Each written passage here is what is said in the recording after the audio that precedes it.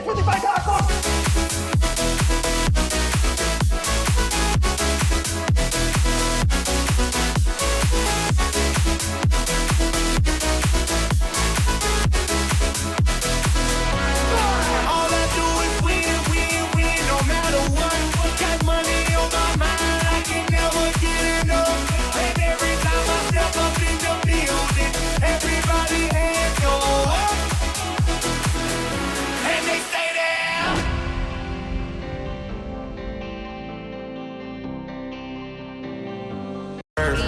Make this rap fly like a bird. Spin on the first and the third. Solid, I'm keeping my word. Can't be my equal, I don't know what you heard. Crack up the phone, I swear. Keep me a stick if they purge.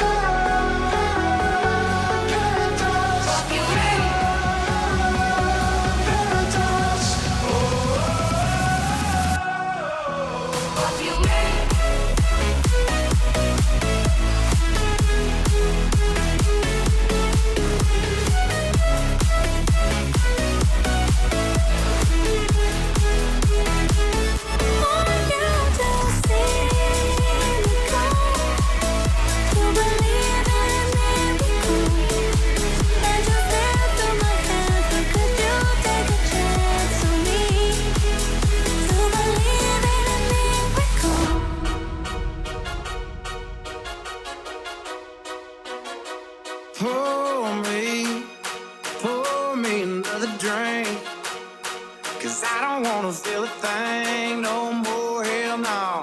I just wanna sip it till the pain wears off.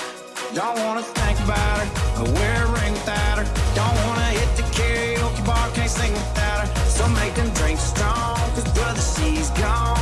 And if I'm ever gonna move on, I'm gonna need some whiskey glasses, 'cause I don't wanna see the truth. She's probably making out on the couch right now with someone new. Yeah, I'm gonna need some whiskey glasses if I'm gonna make it through. I'ma be single, I'ma need a double shot of that heartbreak blues.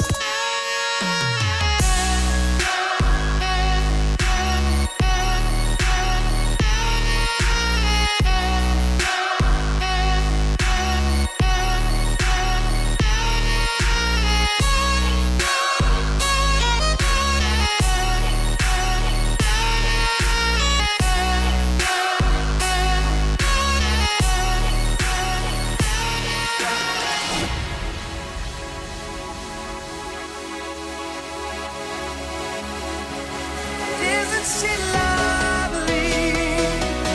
Isn't she wonderful? Isn't she precious? Let's make one little.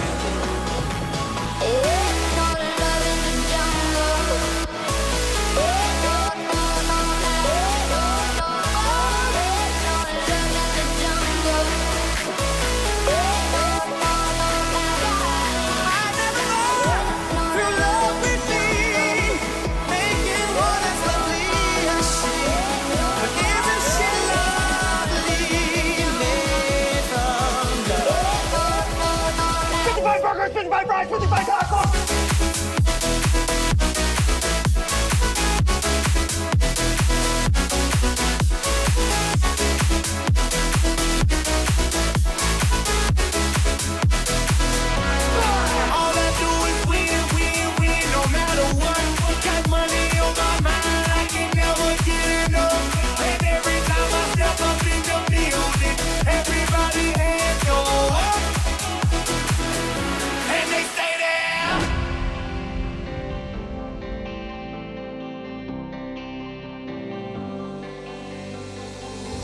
Cold shoulder echoes in time, you begging me to stay till the sun rose. Strange words come on out of a grown man's mouth when his mind's broke. And it's happened once again. I'll turn to a friend, someone that understands, sees through the master plan. But everybody's gone, and I've been here for too long. to face this on my own. Well, I guess this is growing up. Pictures and passing time, you only smile like that when you drink. Well, I guess this is growing up. I wish I didn't, but I do.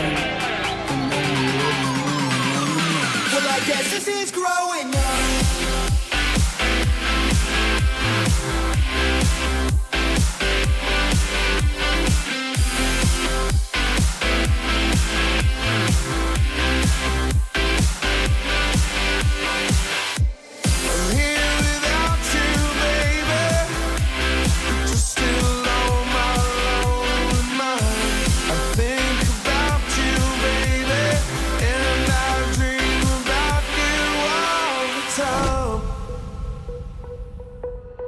Don't you open up that window.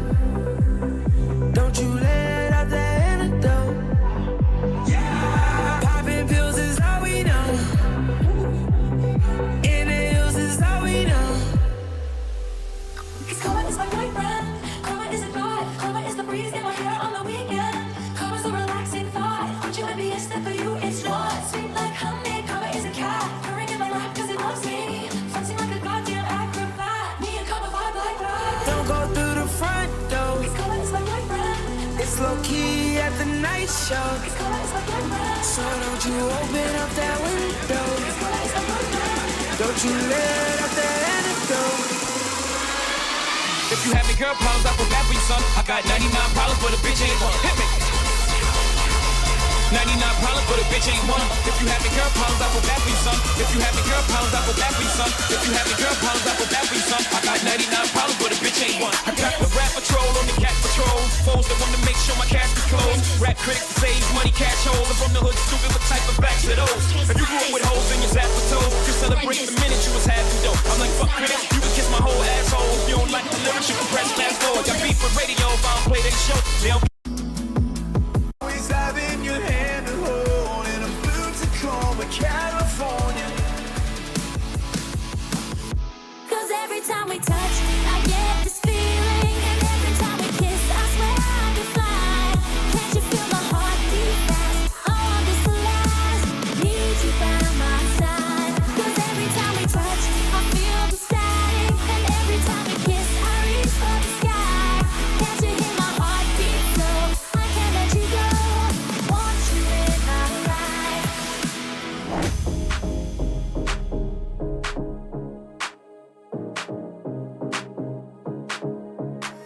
I don't like no whips and chains, and you can't tie me down. But you can whip your lovin' on me. That's right, whip your lovin' on me. Cause I don't like no whips and chains, and you can't tie me down. But you can whip your lovin' on me. That's right, whip your lovin' on me. Could you whisper in my ear the things you wanna feel? I'll give you anything to feel it coming. Do you wake up on your own? I wonder where you are and live with all your thoughts. I wanna wake up where you are. I won't say anything at all. So why don't you I'm vanilla, baby. I'll choke you, but I ain't no killer, baby. She 28 telling me I'm still a baby. I can live in Detroit like a skillet, baby. Can I take that?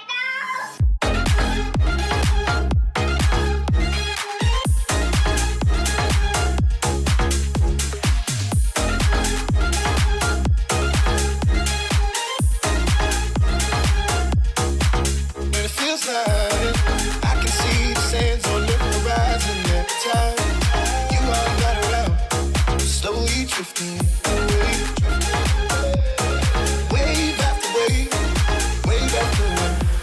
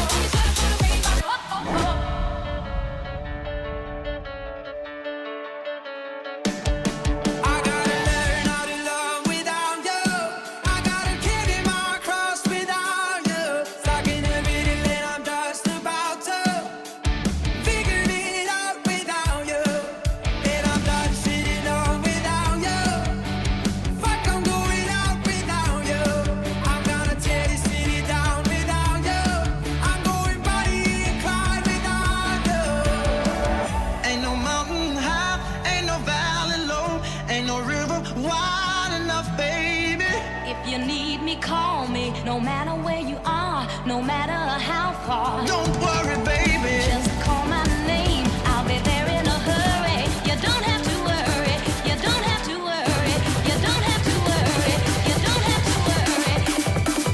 Ooh, this shit be hitting different. I'm a fucking walking paradox. No, I'm not a threesome. You the one who's known me once, and she's a friend of mine. I say you the fucking best, you the fucking best, you the fucking best, you the fucking best, you the best I ever had, best I ever had, best I ever had, best I ever had. Take it easy, take it easy. You the fucking best, you the fucking best, you the fucking best, you the fucking best. Said my niggas don't dance, he just pull up a pants and do the rock away. Now lean back, lean back, lean back, lean back. Come on. I said my niggas don't dance, he just pull up a pants and do the rock away. Come on. Now lean back, lean back, lean back, lean back. Come on, lean back. Escape me, escape me. Bottles under tires. But if I escape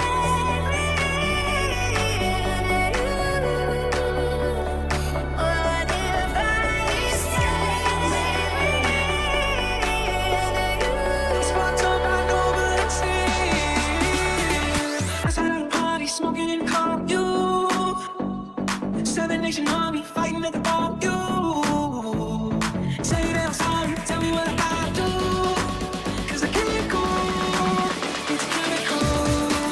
I can't go, it's a chemical.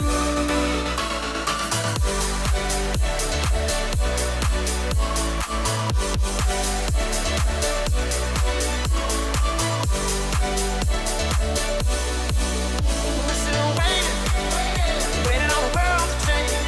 Keep on waiting, waiting on the world to change. One day our generation is gonna rule the population. We keep on waiting, waiting on the world to change.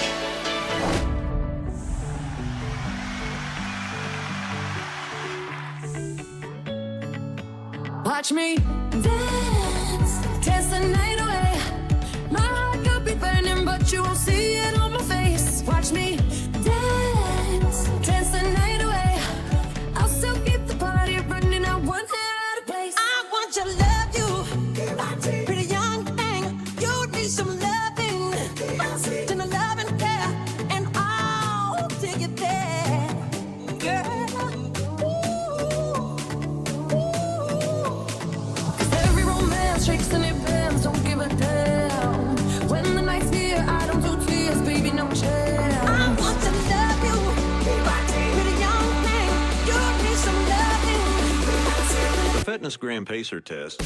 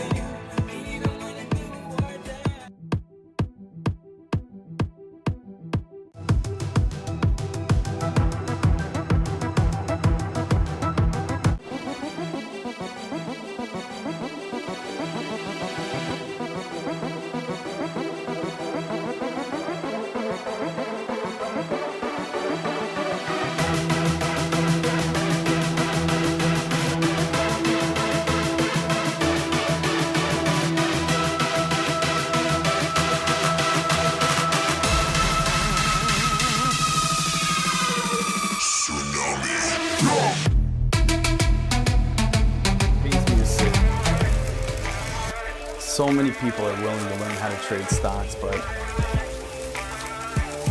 are simply just unsuccessful at it. It's not that you're a bad trader.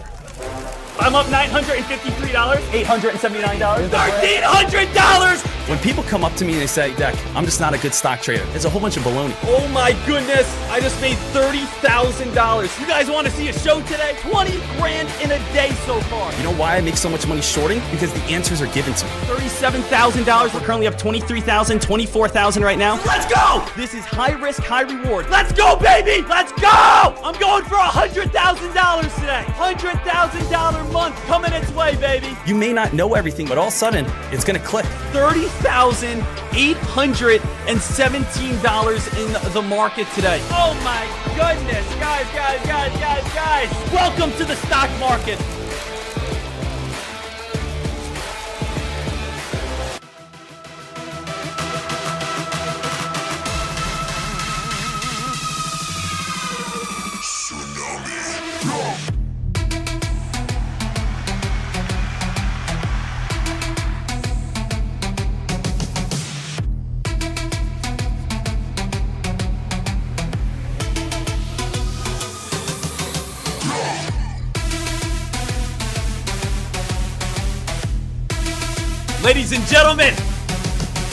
Ladies and gentlemen, are you ready? Are you ready? Today, guys, 9:07 a.m. Getting ourselves all ready to rock and roll on this day, bright and early. 23 minutes until the market opens on up. Feeling absolutely fantastic out of this day. Traders, we absolutely crushed it last month. Yesterday, we made over $1,300 in trading profits, and today we're looking to add up even more. $2,000 target today. Is that a fair deal with everyone? Is everyone happy with that? $2,000 target today, and then we wrap up the day. So, let's hit our target. Let's hit our mark. Let's figure out how we're going to be able to hit our mark, and let's make sure that we are absolutely crushing this day. Traders, we only have tomorrow. And then basically you guys have a small summer vacation. We have tomorrow as a half day, and then we have off on Thursday. No one's going to be here on Friday. Then we have Saturday and Sunday off as well. July 4th is coming on up. I want to make sure that you guys are celebrating America the right way. And what's the right way? The right way is having a whole bunch of money in your bank account. Traders, let's get ready to do it. I hope everyone is fired on up. I hope everyone is excited. I hope everyone is dialed in right now because we got a huge day ahead. So let's start talking about it. We got about 22 minutes until this market opens on up. Let's go over everything. Let's go over everything from A to Z to make sure that you guys are all set. Today we are live over on YouTube as well. Shout out to everyone over on YouTube joining us. And again, if you guys are watching over on YouTube at this moment, smash that thumbs on up. And again, subscribe. So and also share it with all your friends. And also let everyone know on your social media that I'm live right now. And also print out some flyers right now. Go hang them around your neighborhood to let them know that I'm live at this moment. Also maybe again call like an old family friend that you haven't talked to in a while. Let them know that I'm live at the moment. Traders, let's talk about what we got. Let's talk about what we're seeing. Let's talk about what we have at this time. So 9:09, traders, where are we going to be looking? Well, the first thing that we do have to discuss, just a little heads up for every single person, is we already know, right? We already know that tomorrow's a half day. We already know that July 4th is coming on up, and we saw it yesterday as well. What happened after the first hour and a half of the market? As we got to around 11 o'clock, what started happening? Things started losing volume. The plays started going flat. We saw a lot of consolidation. If you want to trade and if you want to make big money, most likely you are going to have to be making that big money, and most likely you're going to have to be making that profit in the morning. So here is my P&L from yesterday. Notice, what time was I trading yesterday? I traded at 9:32. I traded at 9:35. I traded at 10:14. I traded at 10:20. I traded at 10:40.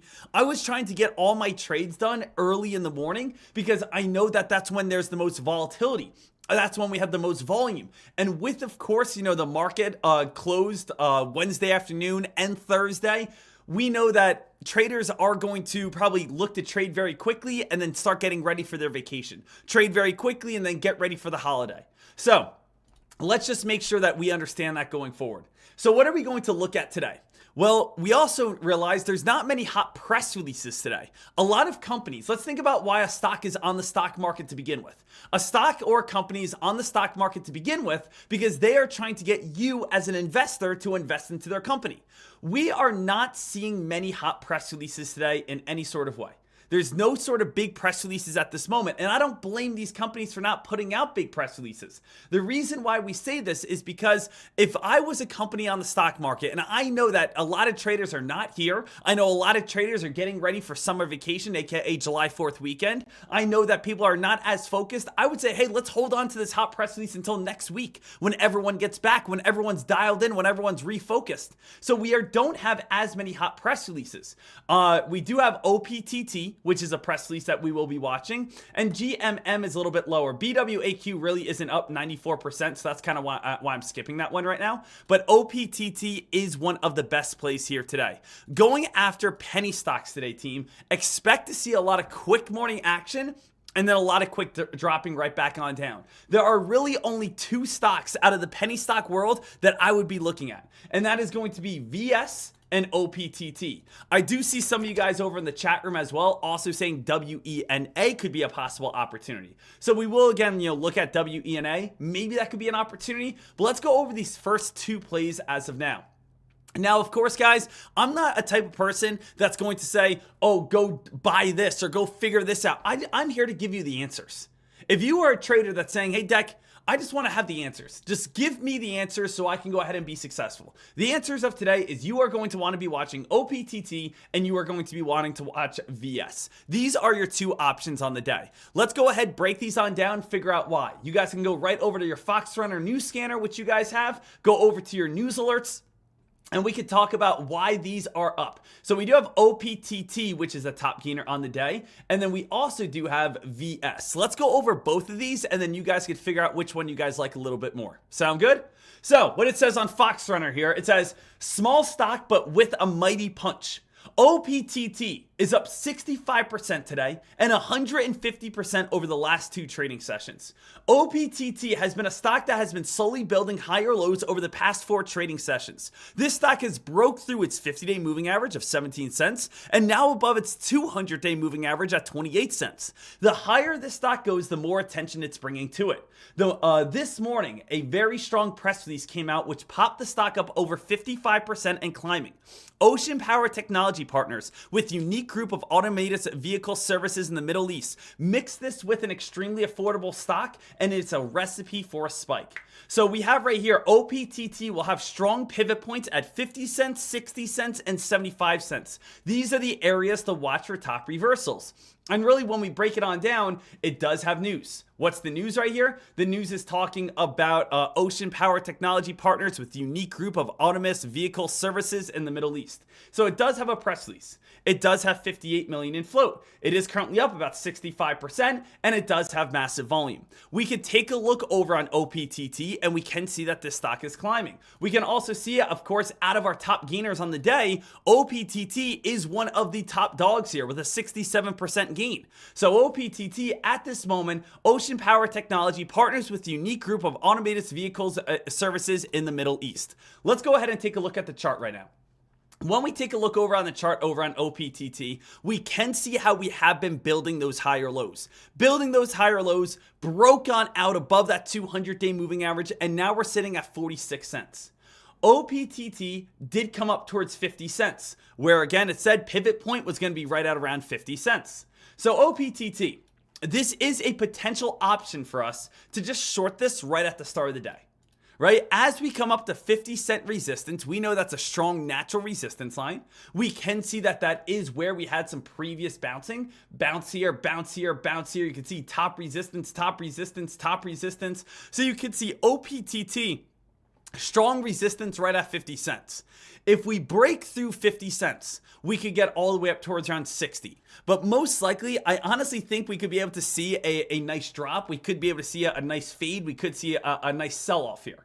So I definitely want to make sure that you guys are aware that OPTT could easily become a nice short. So I do just want to see, does OPTT have any shares available to short? I would probably want to get like 10,000 shares to short this play. OPTT, I could get 10,000 shares to the price of $10 to short it, aka bet against it.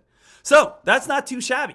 If I'm looking at a stock where I know we have the holiday weekend coming on up, I know volume is most likely going to diminish after the first hour, I know this play is having a very large gap up and has a great chance to turn and reverse at around 50 cents, going after and looking for a short at 50 cents is not a bad idea. We are placing the odds in our favor and looking to see, are we going to reverse on down?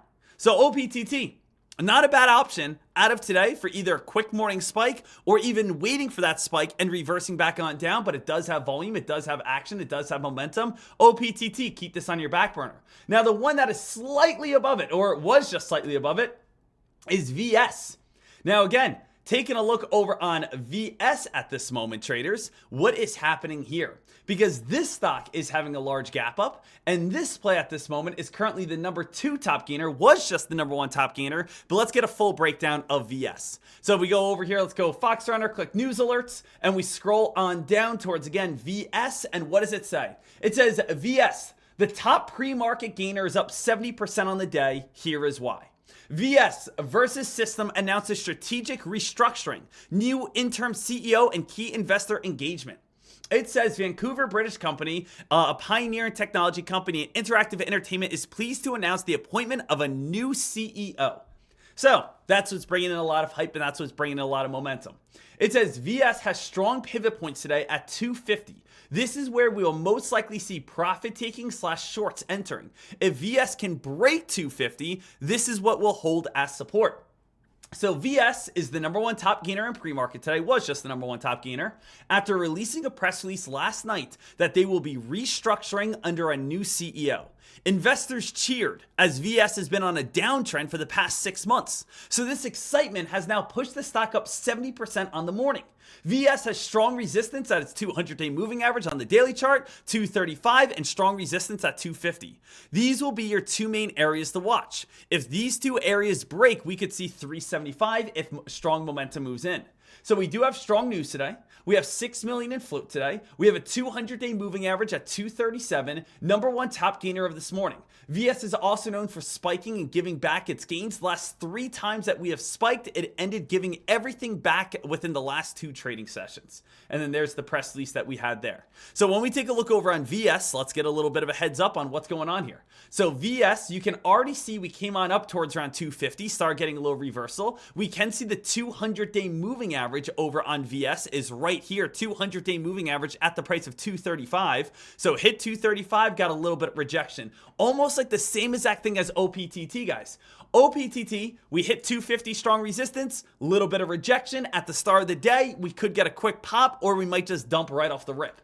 VS, same exact thing. VS is opening up right underneath resistance. There's a great chance that we hit resistance and we dump right back on down. If we can get above resistance, that's where we could start squeezing, that's where we could start spiking, that's where we could start getting a little bit of momentum. So both plays are almost set up exactly the same. Both plays are set up almost exactly the same exact way, where we are just saying to ourselves, hey, you know what we have here? We have VS with a potential quick spike and a dump right back on down, and we have OPTT with the potential of a quick spike and a dump right back on down. Both plays are very similar, that have good news, that are affordable, but have strong resistance or just a few cents above it. So I do want to make sure every single trader understands what they're looking at and what to make sure that you guys are all set ready to go here. Now, what else do we need to be focusing on this day?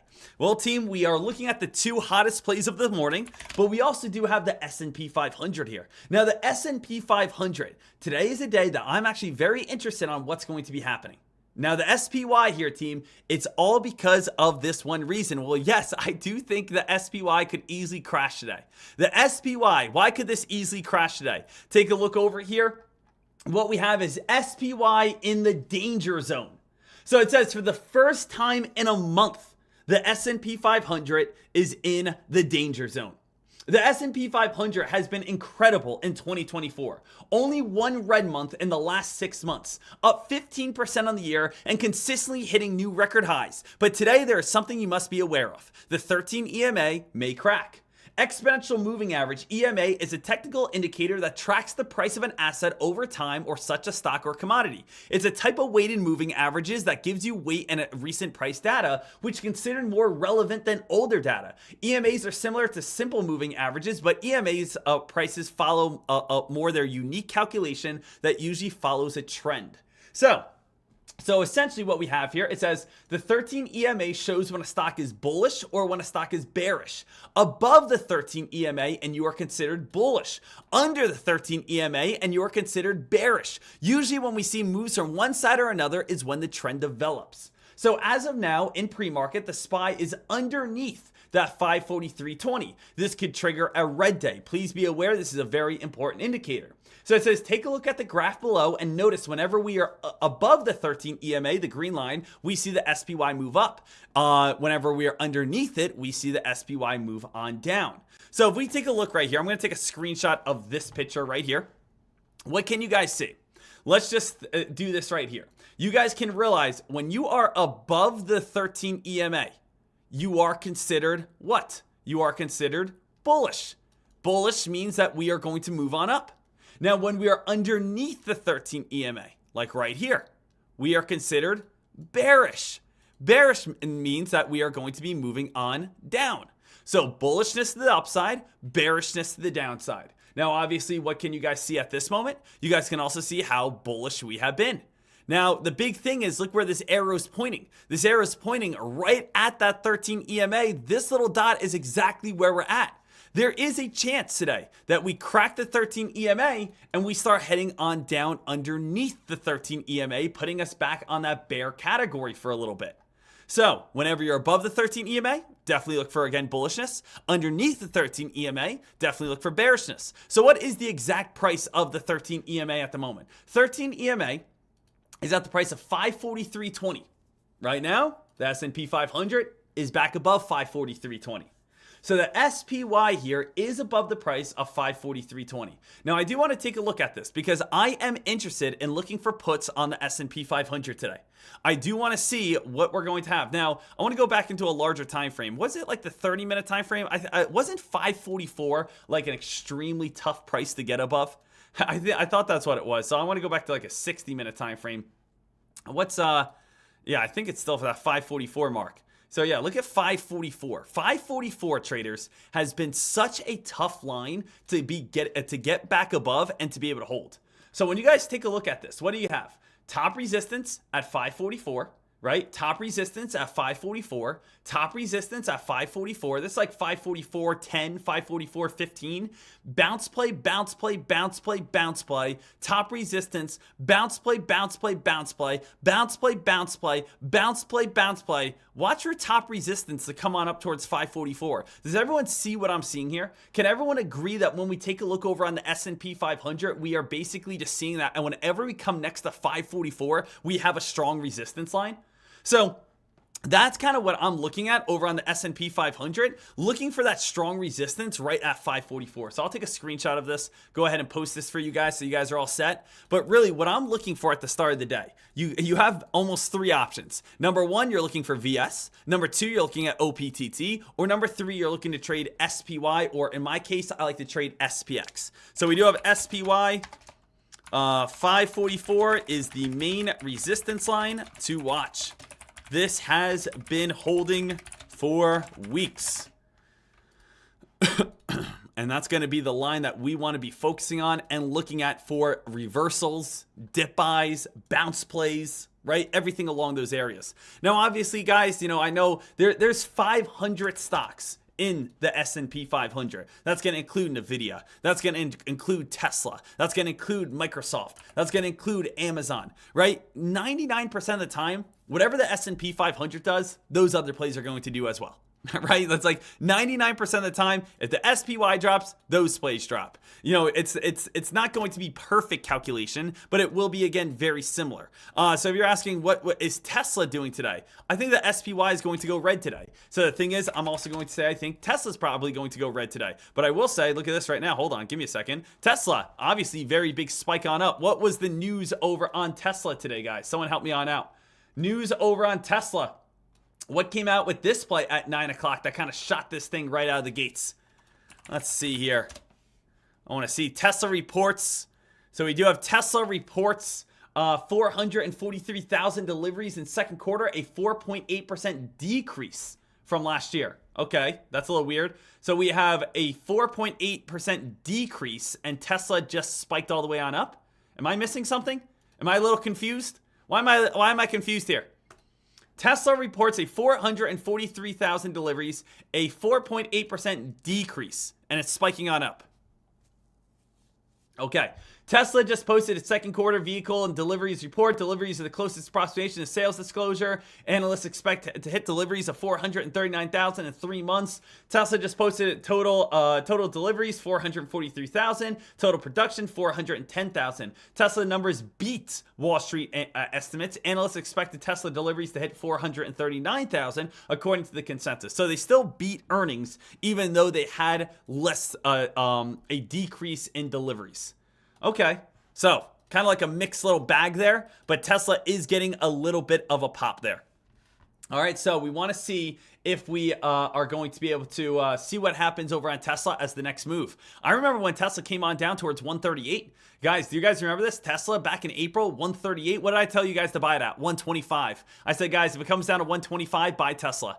Right now, it's all the way up towards around 220. So Tesla is working itself on up. So really, traders, as we talked about, your options on today, you are either trading OPTT, definitely has potential, or your other option is you trade VS today, which definitely has some sort of potential behind it. So we have a VS, we have OPTT, both are going to have strong resistance at the start of the day, and then we also have the S&P 500, which I think will have strong resistance right next to 544, and start looking for a reversal back from there. Man, traders, we got 3 minutes until this market opens on up. I'm definitely excited to see what is going to be happening. I'm definitely excited to see where this momentum is going to take us. I'm definitely excited to see where, of course, you know, this hype and action is going to be going. So it's going to be a huge day. Definitely want to see where this momentum is going to be that take us here on this morning. Let me just get everything all set here, guys. What are you guys thinking? Do you guys think a short on VS right at the start of the day? A short on OPTT right at the start of the day? So I'm thinking about a couple different options right off the rip here to try to find what's going to be the best move. You know what I'm going to do, guys? I'm going to set orders, okay? I'm going to just set some orders. Whichever ones get filled is whichever ones get filled, okay? So what I'm going to do right here is I'm going to go OPTT, and I'm just going to fill them right next to the pre-market highs. So I'm going to say price 51 cents. 51 cents, get filled with 2,500 shares, right? Let's put a limit order right there. Let's go up to a little bit higher, 54 cents. Let's go a little bit lower, 53 cents. Let's go up towards here, 56 cents. Let's go right here, 55 cents. So basically, guys, what I'm going to do right here is I'm going to put a ton of orders on OPTT at the price of 51, 54, 55, 56, and just think that that pre-market high is going to be holding on up. It was only $10 for me to locate shares. So you know what? Why not? If that gets filled, great. Now, what else do we have here? VS. Well, Dek, where's VS next strong line of resistance? VS has very strong resistance up near around the 255 mark. So let's just see how much shares are over on VS. VS, this play, I believe, is a little bit more expensive. Let's say I want to get 3,000 shares over on VS. 3,000 shares. $100 over on a VS on 3,000 shares. I'm probably not going to do that one. And then last but not least, I want to see what happens over on the S&P 500. Guys, SPX here. SPX, SPY, this is definitely a play that we want to be on high alert for and high watch on because SPX and SPY could easily spike up to 544.20 and then become a big put contract. So I'm actually going to be focused on this one, probably the most right off the rip here. 5,000, market's about to open on up. 5,400 and... 5,000, oh, I gotta go all the way up. 5,460, let's just kind of get our bearings here. 5,470, SPX, 2 contracts, market order, we're all set. I am not in on anything at this moment. Let me explain to you guys what I'm gonna do on the SPY. We know the SPY has very strong resistance at 544. I want to see if the SPY is going to spike up to 544.25. I'm going to look for a put contract there. So I know when I take a look over on the stock, let's just kind of do this together here, team. When I take a look over on the S&P 500 and I go back into, let's say, a 60-minute time frame, this red line shows touch, reversal, touch, reversal, touch, reversal, breakout, bounce play, bounce play, bounce play, bounce play, crack, touch, reversal, bounce, bounce, bounce, bounce, back underneath it, reversal.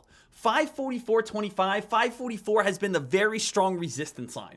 That's where I'm going to be looking at. So I like to trade the S&P SPX.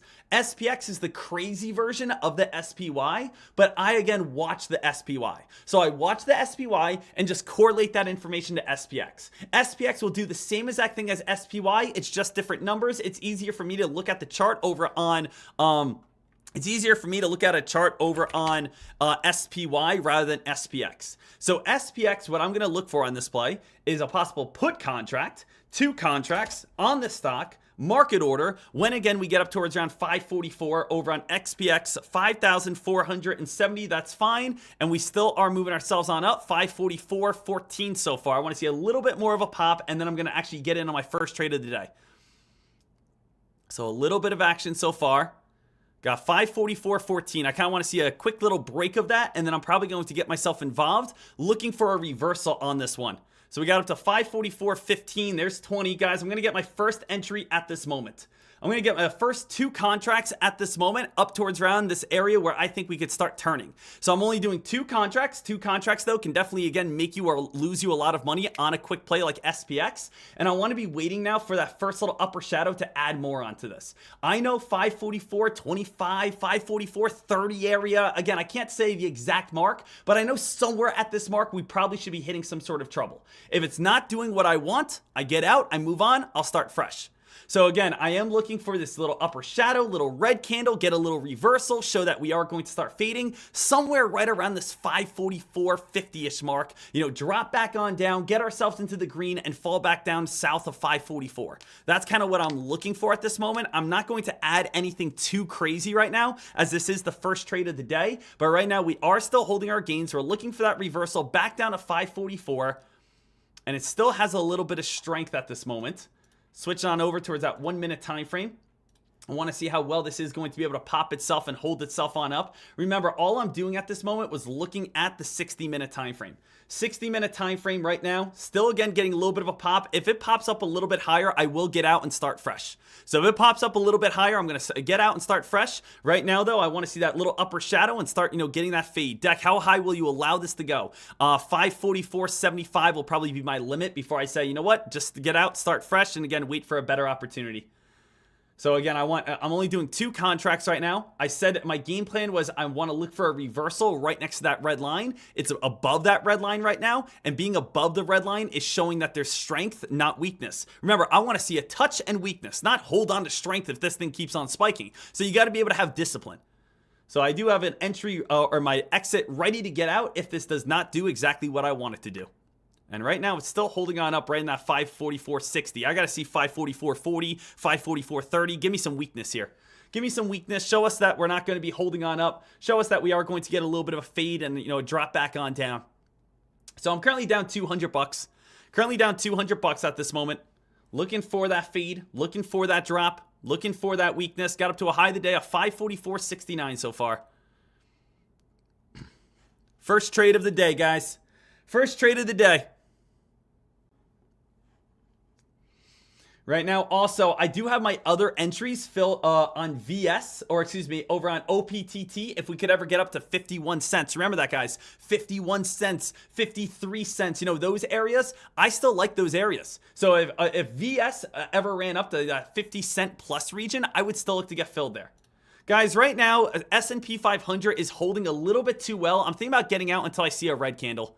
So again, I want to see a red candle form for me to feel confident. Right now, traders, I'm actually on the verge of saying, hey, if this does not form a red candle soon and start reversing, I will get out. Maybe this is the red candle that I need. We have a little bit of higher lows. I'm only down $200, but obviously I'm trying to get myself into the green. I want to add big on this play. I want to see that 13 EMA crack today, right? The green line, this 13 EMA is at the price of 543.40. 543.40. We go underneath 543.40 today. It could get so ugly. It could get so disgusting today. It could get real bad real quick today. But right now, traders, it's still holding. It's still holding right now. Traders, I am going to get out right here. I'm going to get out right here. And the reason why I'm going to get out is just not doing what I want. I feel like I'm gambling right now. I feel like I had a game plan, hit 544.30 and reverse. Guess what? Is it doing that? No. I feel like I'm gambling. I don't want to gamble. I'm not here to gamble. So you know what I'm going to do? I'm going to wait for a better setup, something I feel a little bit more confident in, then pull the trigger.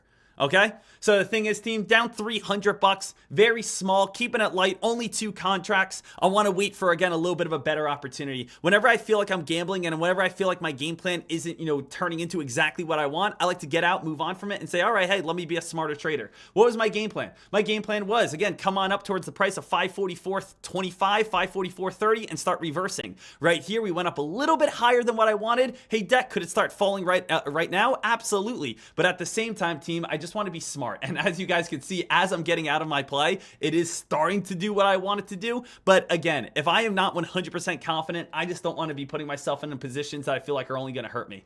Traders, guess what we have right here? Both these plays so far today. OPTT, little bit of a spike, and then came right back on down. So OPTT, my orders never got filled. My orders on OPTT, as we know, we're at 51 cents, 54 cents, 53 cents, and 56 cents. OPTT, none of my orders got filled here. And OPTT did have a high of the day of what, 51 cents? But my order did not get filled. So I did not get filled on OPTT on the short side. Again, I would have made money as this stock came all the way back on down. So I was betting that OPTT would fall at 51, 54, 53, 56. It ran on up to 51 and then came crashing right back on down. So OPTT, that was exactly what I wanted, but unfortunately, I did not get filled. So I did not get filled on OPTT. Notice how OPTT and VS are doing exactly the same thing. A little bit of a spike, came right back on down. A little bit of a spike, came right back on down here. So we are, again, waiting and watching. So far, guys, for anyone who was not here, we have been absolutely crushing it. Our win streak right now is... it's huge. Our win streak at this moment, we're obviously looking to continue this win streak going and be able to make as much money as we possibly can. But, we want to make sure that we are doing things right. We want to make sure we're doing things right. We want to make sure that we're coming out on top. We want to make sure that we're staying green. And it's been beautiful. Over $10,000 in June. Already yesterday, made $1,300 in profit. So it's been incredible so far, and we want to keep this profits going. Now, also, a little heads on up. Hey, I took a loss to kick off my day. But you know what? I'm very happy with it. You might say, Dek, how are you happy being in the red? Traders, where did I get out? I got in on this play at the orange line. I got out of this play at the orange line. Imagine if I kept on holding. Imagine where I said to myself, hey guys, I feel like I'm gambling. I feel like my play isn't doing what I want it to do. And I kept on holding. Well, guess what? I would be down nearly $1,000 at this point. Imagine, again, me losing $1,000 in the first 8 minutes of the day. That's not what I want. Remember, traders, so many people just completely disregard this. You get in with a plan. Dek, what was your plan? My plan was I wanted to see a reversal at around 545, 540, somewhere in that region, to drop back down to sub 544. Guess what? It wasn't dropping. So guess what I did? I got out. People are saying, well, I'll give it a little more time. I'll keep on holding. Maybe, again, if I keep on holding, this will work. That's not what I want to do. Right? If a play is not doing exactly what you intended it to do, now you're gambling. Your odds just shifted from you being positive to now you being negative. You could say to yourself right now at this moment, oh, well, I'm holding because I think this is going to happen in the future. Why not just get out? Why not just get out? Say, all right, I'm going to take a small loss, keep my loss as tight as possible, rather than going through all that pain, rather than going down $2,000, $3,000, $4,000 and hoping that you eventually go back into the green. I'd rather just cut out right away and not worry about it. That's what I would much rather do. Right now, SPY's still moving on up. I think Tesla is bringing everything up. So again, Tesla's been a stronger play today. Any sort of hot penny stocks right now, VS still dumping, OPTT still falling as well. So again, we know that a lot of penny stocks are most likely not going to be able to take on off. A lot of penny stocks are most likely not going to be able to go crazy just because we're going to have less traders. Today's the last full day until our summer vacation. Remember guys, tomorrow's a half day. Thursday, the stock market's closed. No one's really going to be here on Friday, and then we have off Saturday and Sunday. So yes, you guys do have about a 4.5 day vacation coming on up. 4.5 day vacation coming on up, little heads up, from Wednesday, Thursday, Friday, Saturday, and Sunday. SPY right here, team, still looking. That one is still trying to spike and move. It's getting a nice bounce off that 13 EMA mark. It is still holding above the 13 EMA. Remember, this morning we were underneath the 13 EMA, which showed the bearishness. But so far, things are still spiking and holding. NVDA also trying to spike and hold very well. SMCI also trying to move on up. Dek, where's NVDA's price? NVDA, this is considered bearish underneath the 13 EMA until it gets up towards the price of 123.90. 124. 124 is the 13 EMA over on Nvidia. Right now, I do not know how high the S&P 500 may go up to. I do not know when it's going to reverse. So if I am in the unknown, I don't pull the trigger. So many people say, oh, I don't know what's going to happen, but let me buy this. No, why would I again pull the trigger? Why would I again jump in on something if I do not know where we're going to reverse? The best thing to do is look for where is the next reversal area. Where's the next line of resistance? Where's the next line of trouble? That's what you guys want to be thinking about. So go back into a larger time frame and ask yourself, where did we have trouble in the past that could lead to trouble in this current moment? So what I would say at this moment is I do see a lot of trouble probably right around that 545.85 mark. Would you guys agree or disagree? Let me show you why. We could see that we have 545.85, there's a pullback. 545.85, there's a pullback. 545.85, bounce play, bounce play, bounce play. Here's again a little bit of top resistance, top resistance. So I'm going to say the most recent, probably best area for reversal will be right around 545.85. If it breaks that, then all the way up towards 547, excuse me, guys, would be next. So 547 would be the ultimate target if we do start spiking from this upper, this top, and this top. Excuse me. But I would say as of now, 545.85 is the next very strong line of resistance. So we could do the same exact thing. SPX, figure out where is 545.85, 5,480. Get ready, put contracts, 2 contracts. When the SPY gets up to 545.85, we look for small entries on a possible reversal. Again, we're not guessing. We're just trying to be smart. Where is this the best chance of a reversal? 545.85, we turned about 5 different times in the past. If it breaks through 545.85, we get out and we move on. But if it doesn't, and we start turning and dropping, well, now the odds are in our favor. So we look at where did we again reverse in the past, we pull the trigger at that area. If it breaks that area, we give it a small little bit of time, but if it keeps moving on up, we get out and we say, you know what, this is not doing what we want. So got up towards 545.68 so far. Hopefully we can get one more little break of that. Hopefully we can get one more little break of that area. It already has a little bit of trouble and already starting to get a small little reversal right here.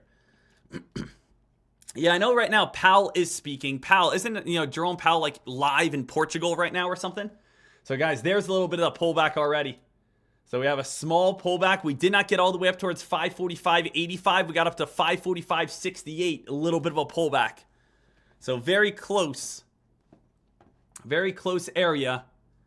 Seeing that the S&P 500 having a little bit of trouble. 545.68. We got to turn on a little bit of tunes as well, guys. Let's get this party started, eh? Let's get this party started here. So a little bit of that pullback, guys. Here comes that drop already off that 545.68 mark.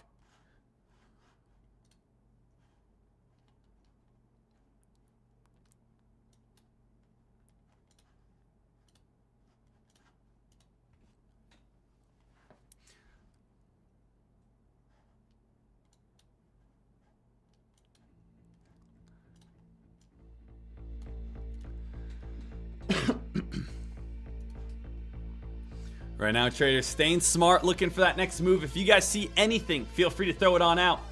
Again, we want to basically be like little assassins. Get in and out today. Get in and out today. Make our money when we have it. SPY, I could imagine this a little pop up to 545.30 and then a small little reversal. Where's the right area? 5,475 area. So 5,475 area. We'll see how well this could be able to spike back on up. Some people will start looking for put contracts with a stop loss at the high of the day. It's not a bad idea. It's not a bad idea to look for put contracts, as close as you can get to like 545.40 with a stop loss at the high of the day. That's not too shabby. That's not a bad way to trade. If we again get a little bit of a pop, I might give it a chance and just, you know, get myself involved. 545.30 here. A little bit of a squeeze back on up. A little bit of a pop. 33, 34. Can we start working our way all the way back up towards the high of the day? 545.40. Again, at 545.85 is still our main target. Back up to 545.50.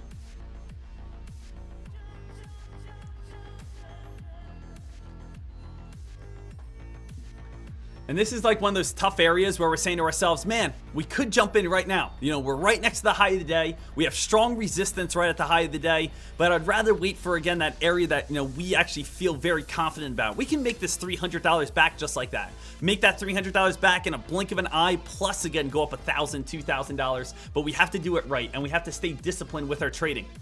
Again, I want to avoid gambling. Put the odds in your favor. Put the odds in your favor with everything that you guys do.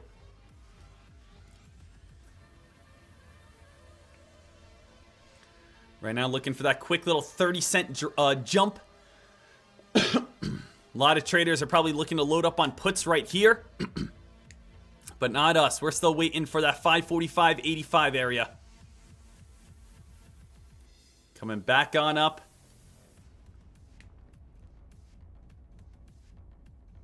So far, again, the S&P 500 got all the way back on up towards its old closing price. You can see we're up about 15 cents from where we closed that yesterday. Still holding the 13 EMA support line. Currently, again, only have one trade underneath my belt. Currently slightly in the red. I do want to see that thing pop above that 545.50 mark. We have had some trouble getting above that 545.50 mark and staying above it. Some people are doing puts right now, which I'm not opposed to. Just make sure that you have a stop loss if this one does squeeze. We still have another 30 cents that we could run. So far in the day, VS, guess what it's done? Exactly what I said it was going to do. Most likely open on up and start crashing all the way back on down. OPTT, what has that one done? Again, we try to get filled at 51 cents. And guess what? Now it's all the way back down towards around 40 cents. So you can see how OPTT is still having some trouble over on this play, where this stock got a nice little move, start fading all the way back on down. Do we have any sort of economic data at 10 o'clock? Let's go ahead and take a look at this economic calendar, economic data. We have this week's major U.S. economic reports and Fed speakers Monday, Tuesday. So we have Tuesday, Jerome Powell speaks in Portugal. Maybe that's the reason on why we got this initial little rip and run. And then, of course, at 10 o'clock, we do have job openings. Wednesday, we have some news. Thursday, it's July 4th. And then Friday, there actually is some, there's some employment data that comes on out. Right now, still watching the SPY. SPY team has a small little bull flag pattern. You guys may be able to see this. You guys see a little bit of these higher lows. A little bit of this bull flag pattern starting to set itself on up. So you might get a little bit of that squeeze. Hopefully we get that squeeze up towards around 545.85, 545, 546.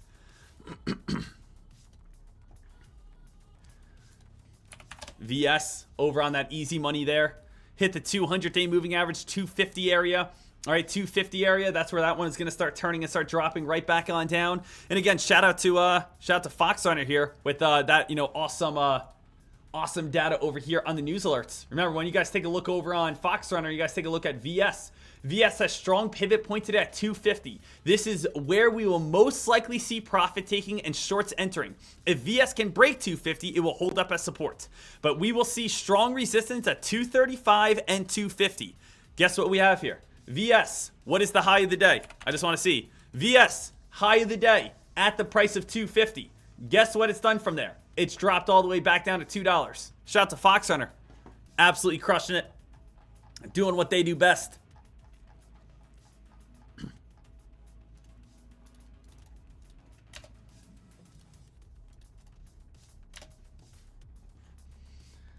So right now, team, we are still again waiting and watching, looking for this next possible move.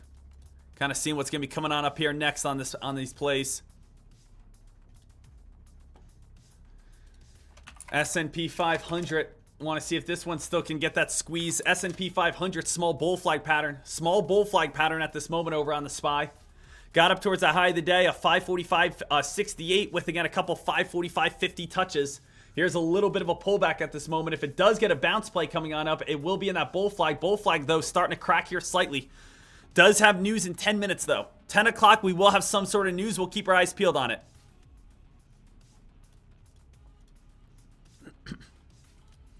Only one trade for myself so far.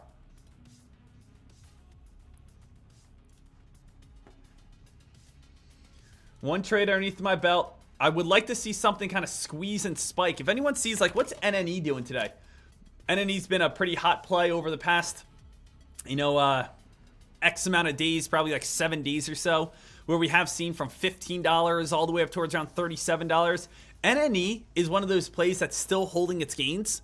Do not forget about this play, guys. I could imagine NNE over the next, I don't know, random 1, 2 days, 3 days, maybe by next week, we are back up near around $36. We're back up near around some tops. We could easily squeeze and spike all the way up towards, you know, $40 plus. I could imagine, you know, a little bit of craziness, a little bit of crazy volume over there, over on NNE, a slow and steady little climber. Red zone or road zen. If I see RDZN, I'm calling it red zone. All right. So what we have here, $2 up towards around $3, 50-day moving average. 50-day moving average definitely holding up as some sort of resistance at this time.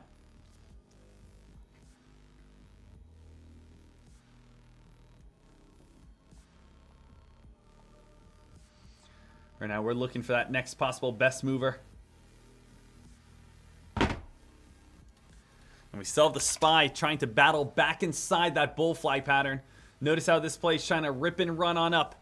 I think that will get up to even a little higher than 545, you know, 85. I'll watch for a spike and then see if we get that little turn right back on down. Dek, what are your thoughts on MLGO? MLGO probably going to fade on down towards around 10 bucks, I think. MLGO is a very large spread play. It's very light on volume, very large spread. You're going to jump, if you jump in, you're going to probably be in the red at first. When you jump in on MLGO, expect to be down $200, $300, $500. And then as time goes by, you'll start seeing yourself get into the green on the short side. So I do think MLGO is turning. I do think MLGO is getting weaker. I do think MLGO is starting to fade on down, but it's with a larger spread, it's going to be more difficult.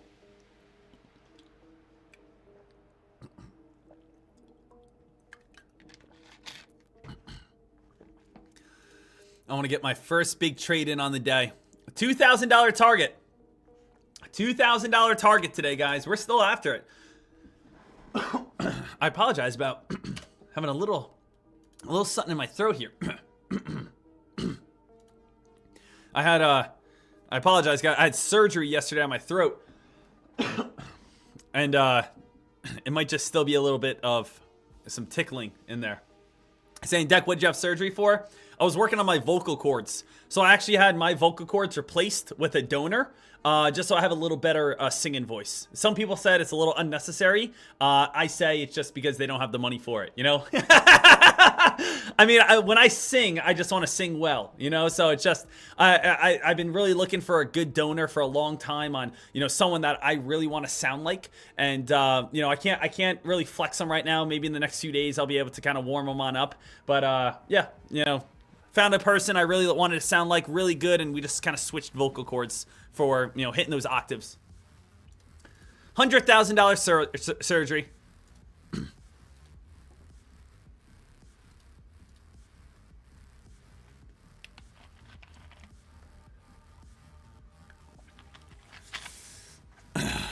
Dek, I hear the Haktua works. Yikes. Yikes.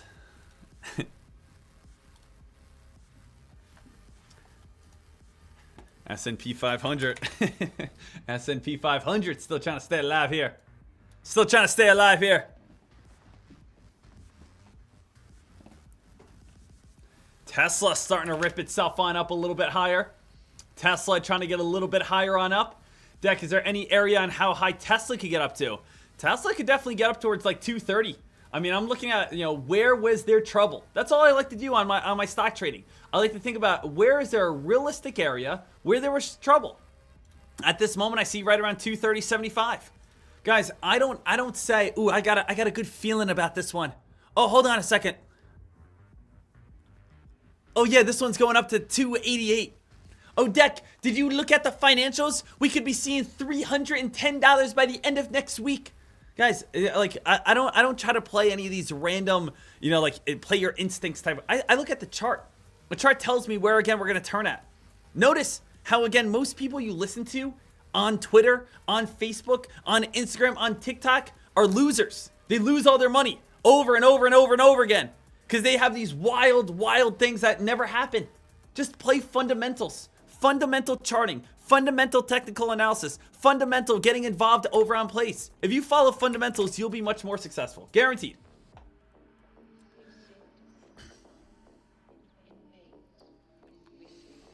Right now, we have the S&P 500. Little bit of a crack here. S&P, guys, most likely going to get a small bounce play as we come on down towards this new downtrend area or new uptrend area.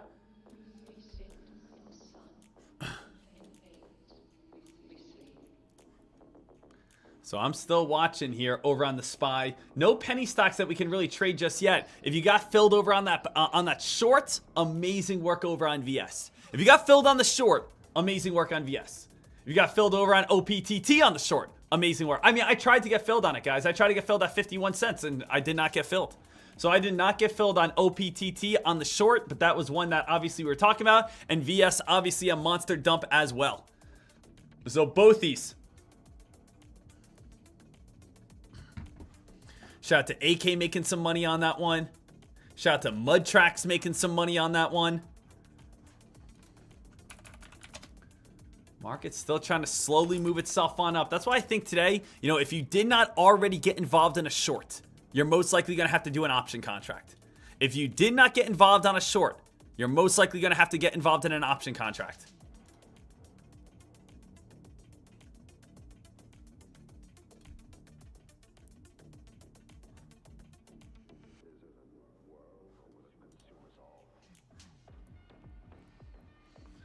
Right now, SMCI still watching this. SPY getting a little bit of that bounce. Guys, S&P 500, I still think is setting itself up in a big bull flag pattern. Now, remember, in the next 2 minutes, we will have some sort of news. In the next 2 minutes, we are going to be having employment data. And is that correct? Let me again just double check with that. But regardless, there will be news at 10 o'clock, which probably will lead towards either a quick pop or a quick drop over on the S&P 500. We do have Tuesday, 10 o'clock job openings data.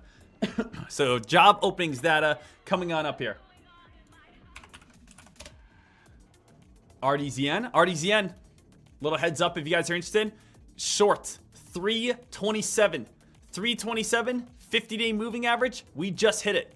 If it breaks 330, you might move up to $4. If it sits right around that 330 mark and can't break it, you could get that reversal.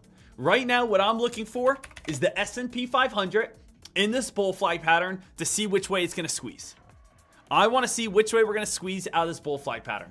I do want to be prepared. I'm going to have SPX all set, ready to go in case we get a quick spike up towards 545.85, 545.90 right at 10 o'clock. If we have that little spike at 545.85, 545.90 right at 10 o'clock in the next minute or so, I will pull the trigger and look to get involved here.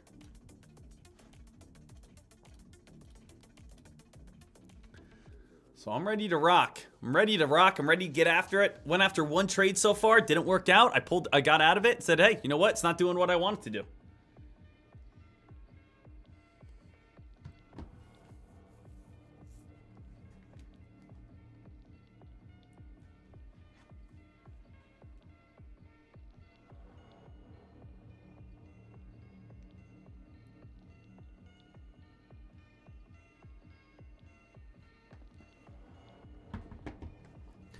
All right, guys, we got about 30 seconds. We might see a quick pop over on the S&P 500.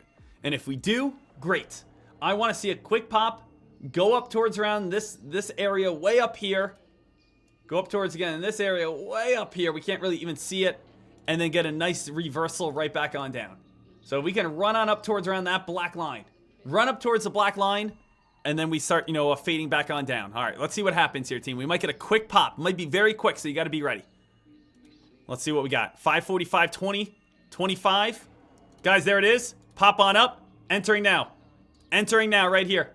Little bit of a pop over on the SPY. Just got filled on this play. Oh, guys, I got in on the wrong side here. I was thinking that was a spike on up. I'm getting out right here. That was the wrong entry on me.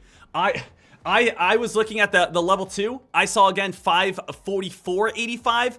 I again made an error. I thought I said 545.85. I just got out of that play real quick. That was again an error on my end. I was looking for 85.85. I was expecting the spike. I saw 85. It was 544.85. That was again a mistake on my end, human error, that I was in at the wrong price. So I got out of that one, cut out of that one as quickly as I can, because that was an error on my end. I want to see 545.85, not 544.85. I saw again the 85 and I thought it was a quick spike on up. I was so dialed in over on that level 2. I had to get out of that play right away. I'm not going to hold it and say maybe it'll come back on down. Nope, that was again a human error. That was my error. That was again not what I wanted to do.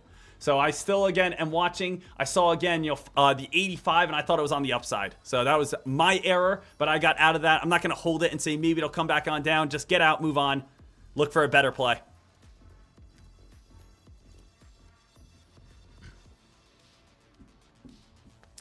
So right here, S&P 500, still inside its bull flag pattern, guys.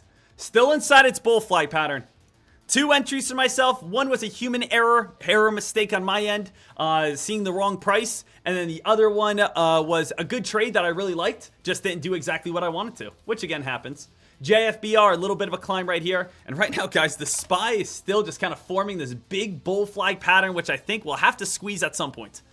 So we are still watching for that squeeze. We're still watching for that rip and run.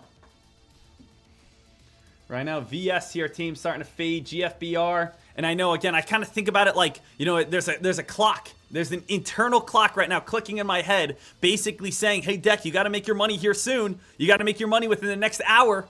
Because the thing is, team, as time goes by, we know we're going to have less volume. We know we're going to have less attention. We know we're going to have less opportunities. We can already see OPTT is 100% done with. We can already see VS is 100% done with. We already know that those plays are already done with.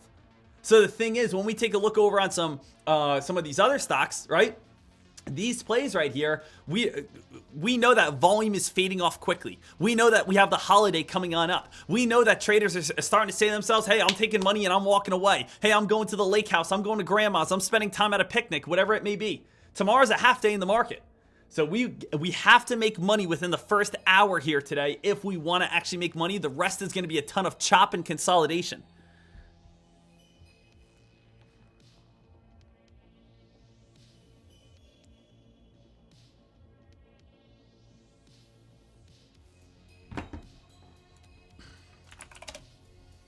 Guys, SPY trying to break out of this bull flag pattern.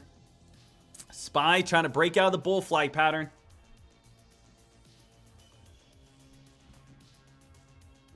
Now, if anyone's just joining us, again, I'm still looking for that 545.85 area, 545.90 area. Still, again, the area that I'm going to be looking for. Going to drop this back to 5,480. And the reason why I'm doing that is I'm taking a look right here. I'm saying to myself, where did we have trouble in the past? Right? That's all I'm looking at. Where did we have trouble in the past? Well, we came up towards right around 545.90. We had trouble. Come on up towards right around 545.90. We had trouble. Come on, you know, bounce play right around 545.90, right on that bounce play. So I'm just looking at these areas. So again, I don't want anyone to think I'm randomly guessing. I'm again saying to myself, this is where we reverse that. This is where we reverse that. This is where we reverse that. This is where we bounce that. These are the areas that I'm, again, focusing on. If I think that, hey, most likely somewhere in this region is going to be an area where we're going to touch and fall back on down. Is that common sense? Is that like a wild thought for me to be thinking that? I don't think so.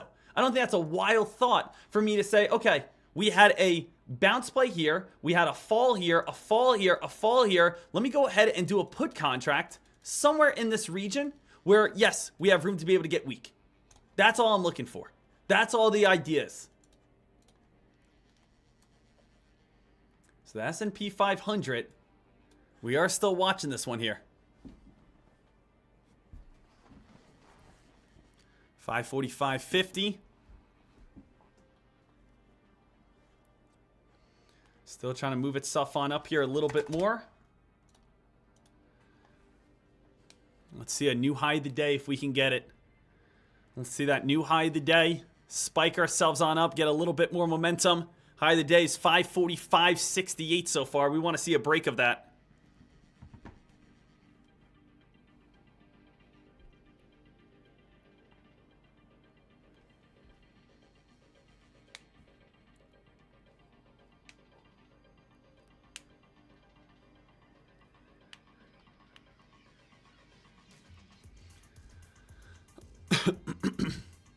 I'll probably do 2 contracts at 545.80, 2 contracts at around 546, 2 contracts probably right above 546. Probably get like 6 to 8 contracts on this next play.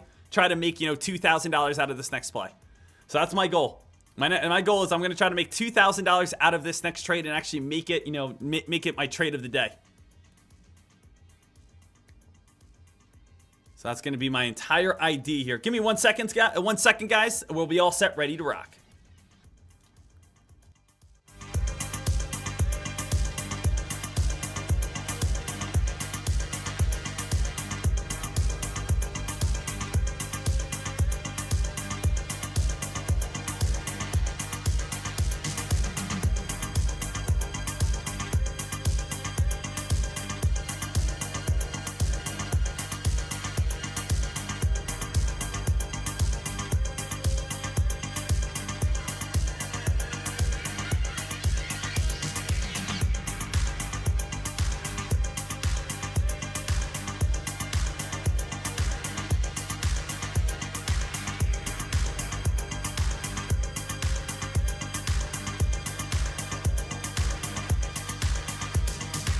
Right now it's still holding. Everything is still holding. SPY, we're still looking for that pop on up here, traders. We got red zone as well. What's RDZN? Did that one start turning? Did that one start turning right at the 50-day moving average?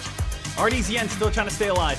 RDZN top resistance at the 50-day moving average here. 50-day moving average starting to get a little reversal. We'll see again if that's going to be able to hold on up. OPTT is already done. VS right here is already done. I'm looking for I'm telling you guys right now, I'm looking for my one main trade here out of the SPX.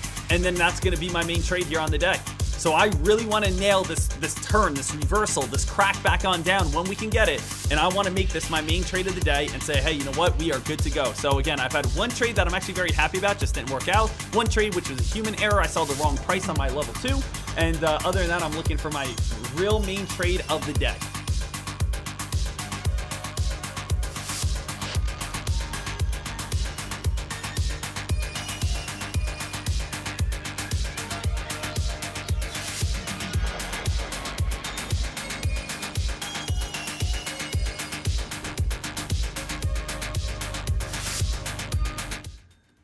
There you go. I got lowered it down for you. Thank you. Sorry about that. So let's keep our eyes peeled on this, guys. Going back to the S&P 500. S&P 500 still trying to build on up. So we're still building over on the SPY at this moment. Come on now. Here comes that possible new high. We got 545.71 so far. 545.71. Quick little touch of a new high of the day. Quick little touch of a new high of the day right there. We want to see if this one's going to be able to squeeze and start building itself back on up a little bit more. Get a pop up towards, again, 545.85. Entry. 545.6 or 545.98. Entry. 546. Entry. Man, we just hit the little bit of that top at the moment. I really don't want that 571 to be the exact top right there. I know we've been waiting on this. The S&P 500 could easily turn here pretty soon. Part of me wants to get involved on this play just in case I miss it, because things are starting to get a little bit weaker at this moment. I don't want to miss it if all of a sudden the S&P 500 starts falling from here.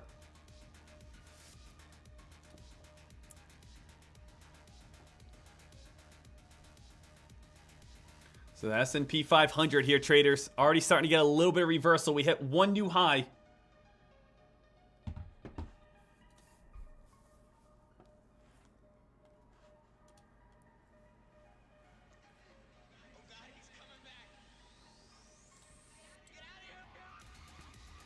Guys, the SPY starting to get a little bit weaker here. SPY already starting to fade back on down. Uh-oh, that could have been the high right there, team. That 545.71. No, guys, look at 545.71. That was the high most likely. I think that's going to be the high of the day. Look for an entry if you can get it at around like 545.25. This is the drop that I wanted. This is what I wanted right here, team. This is it. This is what I wanted. This, guys, if you're in on the put side, congratulations. This is what I wanted right there. That's what I wanted. That's what I wanted to make my money on right there. Those two large red candles would have paid me out over $3,000 right here. And it might just keep on going. It might just keep on going even more and more and more. This is where I wanted to get in and, get my money and see this thing drop. It did not get up to 545.85. It got up to 545.71. Now, obviously, I can't predict 545.71. I could predict a general area, such as 545.85. Sometimes we're going to hit it perfectly. Sometimes it's going to be right above it. Sometimes it's going to be right underneath it. But this is the money-making opportunity right here. Now, you know what's the good news, though? A couple good things I can take out of this, guys. Couple good things I could take out of this. A couple good, strong things that I could say, wow, okay, I'm happy with. Number one, I predicted it. Number one, we knew that this was going to happen because of the area that we talked about. We knew that this sell-off was going to be coming here. Okay? I feel good about that. Number two, what I feel good about is that, you know what? Because I had a game plan, and because I, again, did what I want to do, I wasn't on the long side. I didn't end up losing money. I just didn't end up making any money here over on the S&P 500. So we made $1,300 yesterday. Even with my couple losses here, I'm still green on the week. I'm still green on a holiday week, which is absolutely fine. I feel confident to be able to nail this play or see this play. I feel confident to be able to have the right ideas. I feel confident about, again, the game plan that we set up on it. We just didn't hit the exact price that I wanted. But that was it right there. So again, congratulations over on that play. If you guys got involved over on the puts.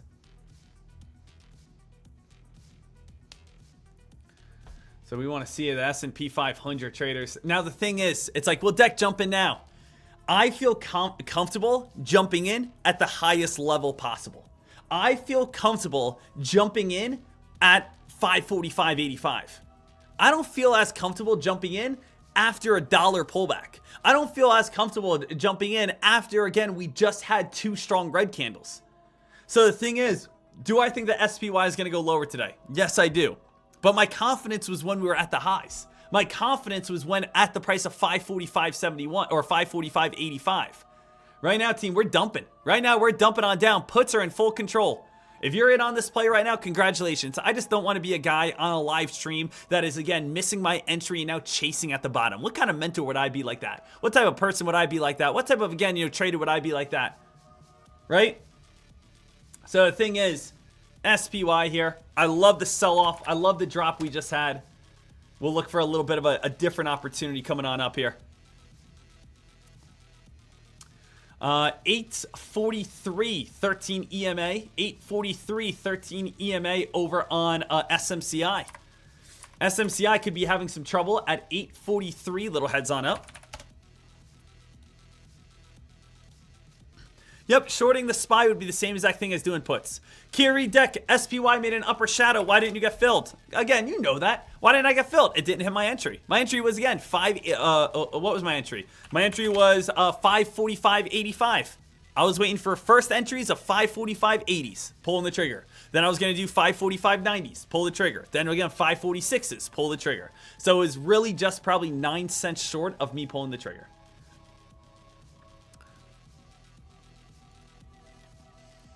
So we're going to see here. See where this next move is going to be at next. Or that next possible climb and rip and run.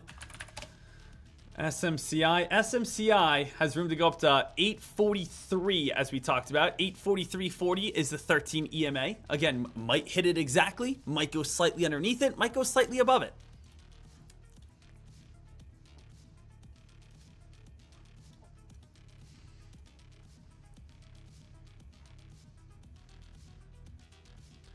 So we're still watching for every single one of these moves. Still watching traders kind of for the big trade of the day. And remember, it's a holiday week. If you are a person right now that's saying, hey, Dek, I'm not up a lot of money right now. Hey, Dek, I'm slightly in the green. Hey, Dek, I haven't traded yet today. Hey, Dek, I'm slightly in the red. That's okay. Guys, if you don't make a trade today or if you don't make a trade tomorrow, that is 100% A-okay. Because remember, the closer we get to Thursday, the less opportunities we're going to have. The less opportunities, the closer we get to Thursday. The less volume, the closer we get to Thursday. The less chances of success, the closer we get to Thursday. I want to make sure that you guys all understand that right here and right now. Okay? So as we get closer to Thursday, we are going to have less opportunities all around. So as we get into the afternoon, probably this afternoon is going to be dead. Tomorrow morning, trade within the first 30 minutes. Enjoy your summer vacation. That's what it's going to be here. So want to make sure that you guys are all dialed in. This is probably the, in the winter time, we have off a few days for Christmas and New Year's. Summertime, the big one is July 4th right here. July 4th on a Thursday. Stock markets close on a Thursday. No one will be here on a Friday. Then we have off Saturday and Sunday. So you guys do have 4 days coming on off here.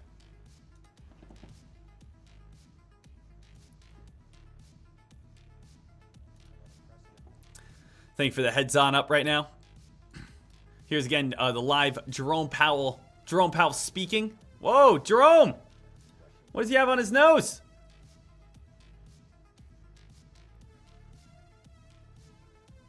He's got a boo-boo. He's got a Band-Aid. You know what I like to think happened there? I'm gonna give you guys my story on what I think, why I think there's a Band-Aid on Jerome Powell's nose. I'm gonna think that him and his wife were probably like, hey, you know what? We're getting older. Let's try to switch some things on up here a little bit. And I think that maybe he wanted to go with like one of those studded piercings in his nose. Says maybe it'll help me look young. So he was going to go with one of those nose piercings, maybe a stud. Maybe he has a whole entire tattoo sleeve going down his arm that we don't know about. He just, he just bought tickets to Fall Out Boy to go see him live. I don't know. That's my theory. I could be off, but I don't think so. I might be off, but I don't think so.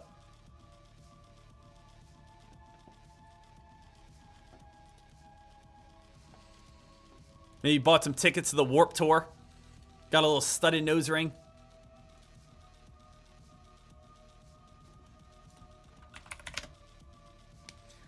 Spy right now I'm watching. I'm still again focused over on the Spy team. Focused on the Spy, see where that one could possibly squeeze itself up towards. Still just sitting right around 545. Let me tell you something. You don't want to get involved right now when it seems like we're inside of a channel. Team, take a look over on the Spy. We have bounced. Look at this. Top resistance. I'm going to make this big for you guys. Ready? Top resistance at 544.65. Then we broke out. Then we bounced. Then we bounced. Then we bounced. Top resistance, 545.70. The thing is, you are now inside of a channel. I would not touch the Spy in any way unless you are bouncing off the blue line or you are going off resistance off the top red line. Take a look at this. Why in the world would you ever want to get involved over on the SPY? Let's say right here and right now. No reason whatsoever. Don't get involved in the middle. Take a look over on the Spy and say, okay, here we have resistance. Here we have resistance. Here we have a bounce. Here we have a bounce. Here we have a bounce. And here we have a bounce. Why not look for bounce plays off the blue line? Look for reversals off the red line. There's your answer. So again, don't get involved in consolidation. Get involved where there's, again, a pivot points. Get involved where, again, you could see actually reversal areas. So many people do this, guys. They say, Dek, I jumped in on the Spy at 545. And I say, why? And he said, I don't know. I don't know. I mean, that's a good question. I guess I was just really excited. Right? So it's like, I get it, guys. It happens all the time. Hey, Dek, I jumped in at 545.15. Why'd you jump in there? I mean, I don't know. I don't know why I did it, honestly. I just got a little excited. I don't know. You just got me a little excited. I just jumped in. I don't know. So the S&P 500 team. Wait for top lines or wait for the bottom lines?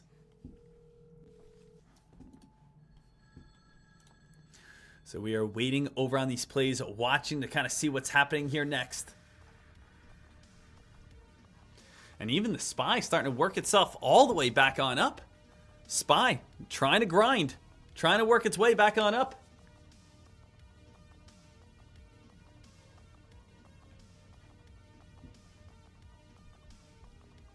I'm in a 1 minute time frame right here. T Grady, 1 minute time frame. There's a big 1 right here. Big 1 stands for 1 minute. Big 2, 2 minute. Big 3, 3 minute. Big 5, 5 minutes.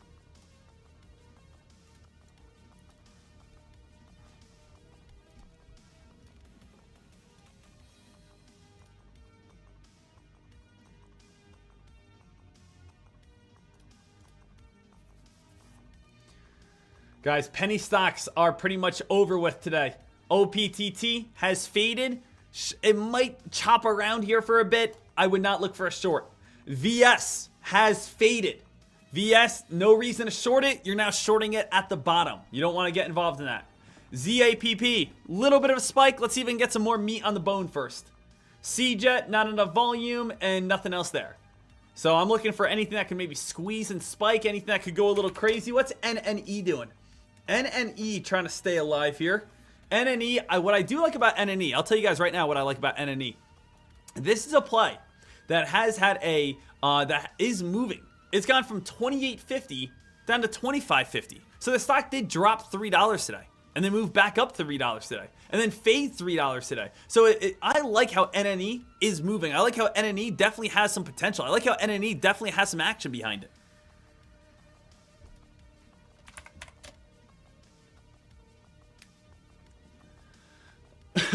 So our options are slowly getting limited, guys. I honestly, as I said, when I pull the trigger on my next trade is probably my last trade. I'm not going to just fool around in bad volume. I'm not going to fool around in choppiness. Penny stocks are pretty much coming to an end right now. And we have the S&P 500. We're looking to make some sort of climb or rip or run so we can be able to get some money here today.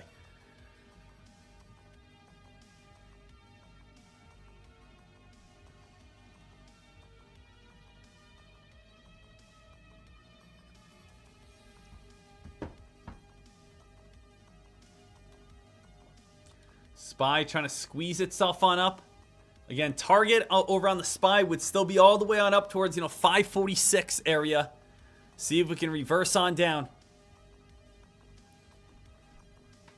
What's Bitcoin been up to? Haven't checked Bitcoin in a while. I kind of want to see what Bitcoin's up to, like what's going on with over on Bitcoin. Bitcoin still holding the 60,000. I just feel like Bitcoin's been quiet. Anyone else feel like that? I feel like Bitcoin's been really quiet recently. I feel like Bitcoin, we haven't really heard too much about that. So, maybe again, crypto will start getting a little bit more hype. But I will say, sitting at 60,000, that's still an amazing price. If it was quiet at 20,000, that's different. Quiet at 60,000, hey, that's pretty amazing. That's still pretty awesome to be able to see.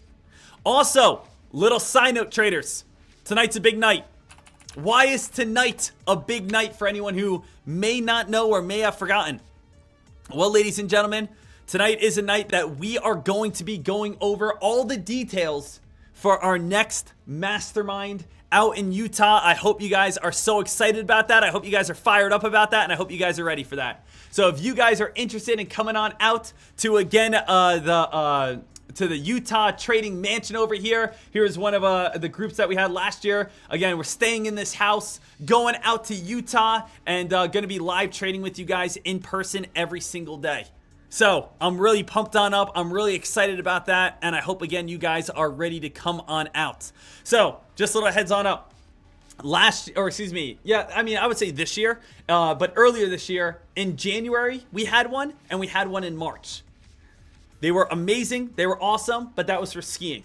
Obviously, it's summertime. Our next mastermind that we're going to be doing, coming on up, I'm giving you guys some details right now, is going to be a golf trip, golf related. We are going to be staying together. We will be trading all morning. We're going to be trading while the market's open. And then after that, we're going to be going to play some of the nicest country clubs out in Salt Lake City, off some mountains in the desert, things along those areas. So if you and a buddy or you and a partner, you guys enjoy trading, you guys enjoy being here with me, and you guys enjoy golfing, it is literally the perfect situation. We'll have, again, a personal driver. We'll have a personal chef. You guys won't have to rent a car. You guys won't have to pay for food or anything like that. Dinners, if we go out to like Chili's or Outback or something, then yes. But every morning we will again supply you with some sort of breakfast and lunch. We'll be trading live every single day. We're going to be helping you guys out with your trading, and then after that we're going to go hit some golf courses and have some fun. So if you guys are interested in joining the upcoming golf mastermind, all details come on out tonight. It is going to be in September, so a little heads on up, and we are taking 11 people. So it's going to be 11 people, including myself, and then again, we will have 3 foursomes out for the country clubs and for the golf courses and all that stuff. So make sure that you guys are fired up. I will be posting all the details on my Twitter, on my Instagram, on my Facebook, on all of that. So make sure that you guys are ready to rock and roll. Also, tonight at 7 o'clock, I am going to be picking one person that can come out 100% for free. So, one person that does not need to pay. So, again, if you guys are interested in coming, one person will be getting a free ticket. And we are going to be having a giveaway for that so that you guys can be able to come on out and enjoy it. So, the dates are going to be, little heads on up, September 17th to, again, you guys leaving September 21st. So, September 17th to September 21st. Fly in the 17th, leave on the 21st will be the dates on that.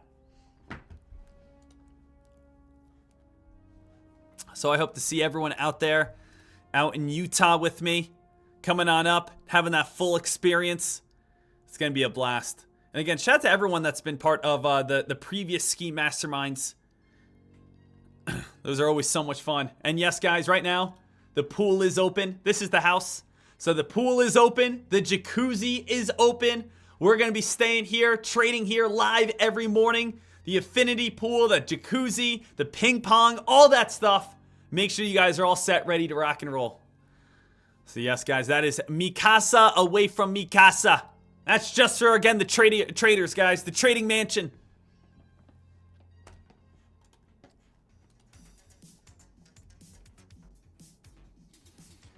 So, guys, S&P 500 getting all good here.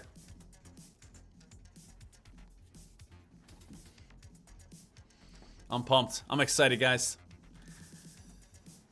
This one's probably going to be picked up very, very quickly. A lot of people love golf. A lot of people love trading. So if you guys are interested, start planning that out right now. September again. What was it? 17th to the 20th? 17th to the 21st, Salt Lake City, Utah. Start looking up. Get ready. Get ready to go. Rooster, what if you want to go but don't know anything about golf? Hey, no worries. Just want to come smacking the ball around a little bit and have some fun and enjoy it. That's okay. We'll make sure you don't feel uncomfortable. You know what? Enjoy the time. Enjoy the fun. Reese, any news on the referral system for TradeCaster? Coming again this week. So again, Reese, when you guys sign back up over on, when you guys log back in over on Monday, there's going to be a brand new affiliate referral program coming on up here very, very soon, which we're very excited about.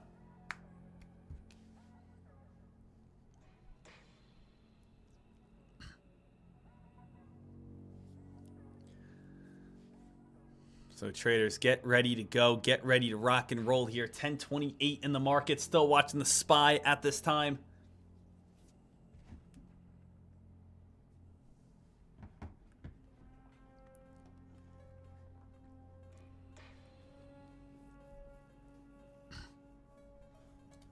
I'm still looking for this next possible move, this next possible play here.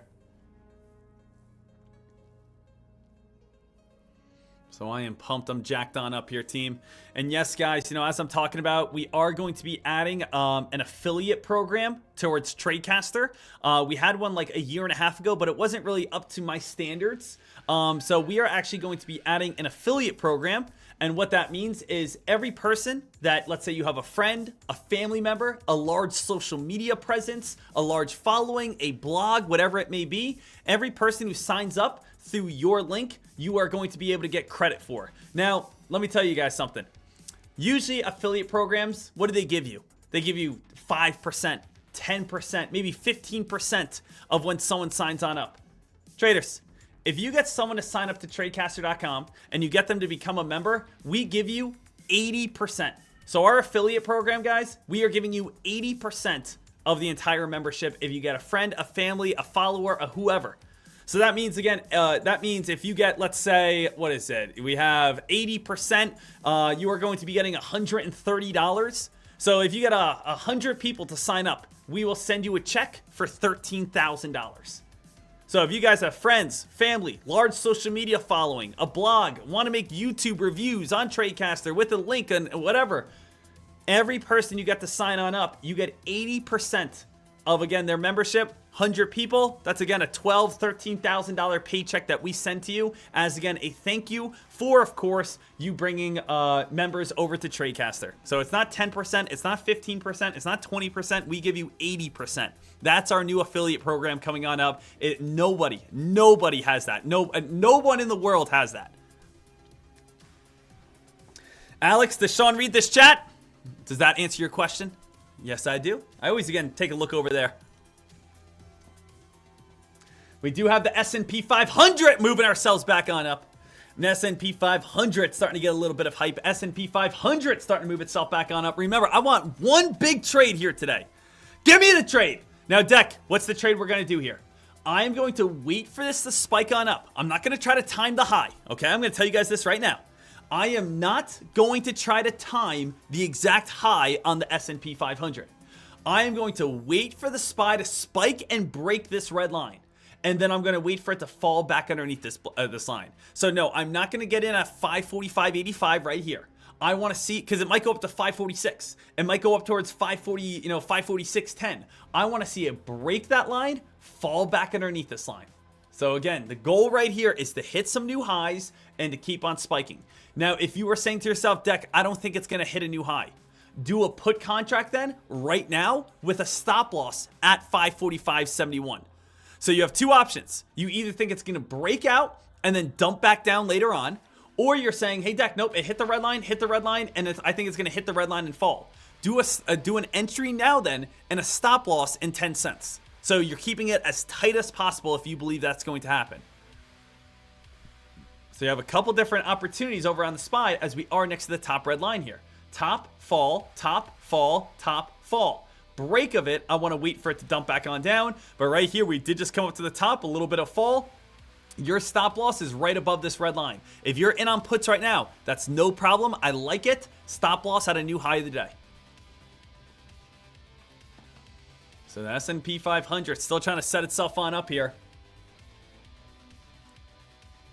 Jer, are you in any crypto? I do have a couple crypto coins. I'll go over them after, again, the S&P 500. I want to see what the SPY does first. But then I'll go over all my crypto. But for my crypto, I talked about this probably a little while ago. I'm in real world asset stocks. So again, tokenization. I have a video over on my YouTube if you want to go ahead and check that on out. Where again, Larry Fink, who is one of the CEOs of BlackRock, they are trying to get everything tokenized. And when you try to get everything tokenized, that is why I went over into tokenization plays. So I put about $25,000 over on these, but these are tokenization plays. So if you have not checked this on out, go ahead, watch this video. These are all the plays that I am currently invested in for tokenization.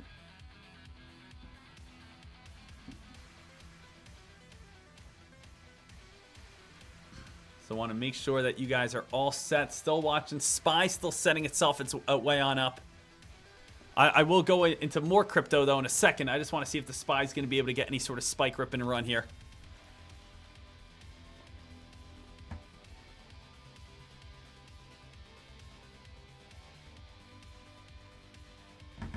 Right now, SPY still getting a little bit weaker.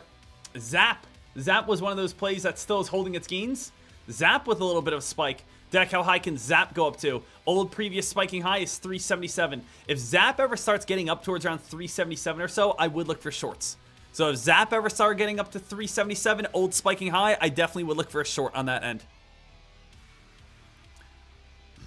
Reese, I am not sure. I am not, into muni bonds, so I really don't have an answer for that in any sort of way. So I just don't do that whatsoever. So I'm just not 100% sure here. Right now, we do have the S&P 500 turning a little bit right at this moment. So I'm still watching to see if we're going to squeeze on up towards a new high of the day. And then, catch it as it falls back on down.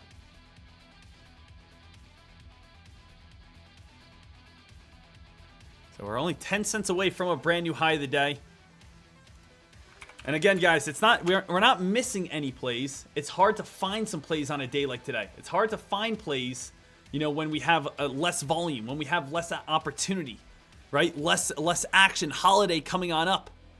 We have the S&P 500 sitting right at the highs. We do have Zap also still trying to spike itself on up. I want to see if Zap can keep on going. Zap, Dek, are there any shares available to short on Zap? Let's just make sure. Oh, man, look at this, guys. Zap is non-shortable. So it's not even like we can short Zap. Zap has a T here, which means they have hit their threshold, which means we can't even short Zap. So Zap, the only option you can do is go on the long side, unfortunately. So we're not even going to be able to trade that one.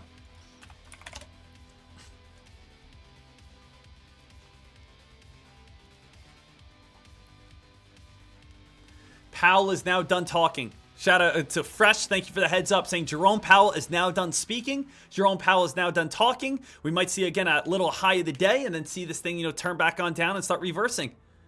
So can we be able to see the SPY give us a little bit of a pop? Can the SPY be able to get a little bit of action?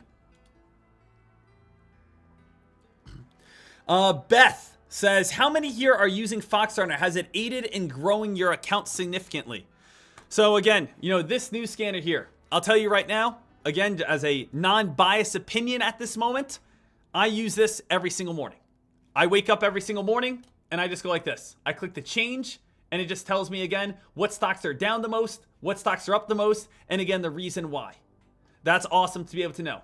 If I do research on a certain stock, such as OPTT, I can go ahead and get everything I need to know out of OPTT. I have all the news. I have everything that's coming out on this play. I have charting over on this play. I have trading insights on this play. Who's holding this play? Statistics about this play. I have, again, insider information about any sort of stock I want. If that is going to be transactions and I type out Tesla, I could see who's buying Tesla, who's selling Tesla. And then also, again, getting the answers given to me every single day through the news alerts. So, do I think that Foxrunner is helpful? I think it's extremely helpful. I think it's probably the most helpful scanner that we have. So the thing is, it literally tells me what to be buying every single morning. It literally shows me everything that, again, is gapping up and why it's gapping up, giving me the hottest news. And it's giving me more tools to do more research if I want to dive into more research. So absolutely, it's turned into my favorite scanner.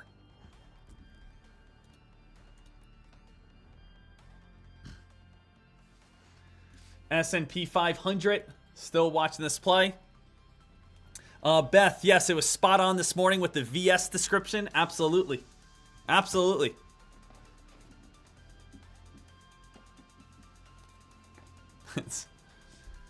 So right now, team S&P 500 still watching this one. Guys, we have the S&P 500 looking for that possible pop here. Anyone, let me ask you guys this. Anyone in on puts right now on the SPY? And again, I'm not opposed on any puts right now. The thing is, this is the proper way to trade. The proper way to trade is this at this moment, okay? Is dip buy here, dip buy here, dip buy here, dip buy here, dip buy here, with, again, a stop loss right here. Now, that's the proper way to trade. Why is this the proper way to trade? Because the most money you can lose is like $200. The most money you can win, take a look at that, is probably $2,000 right there. So you have a 10 to 1.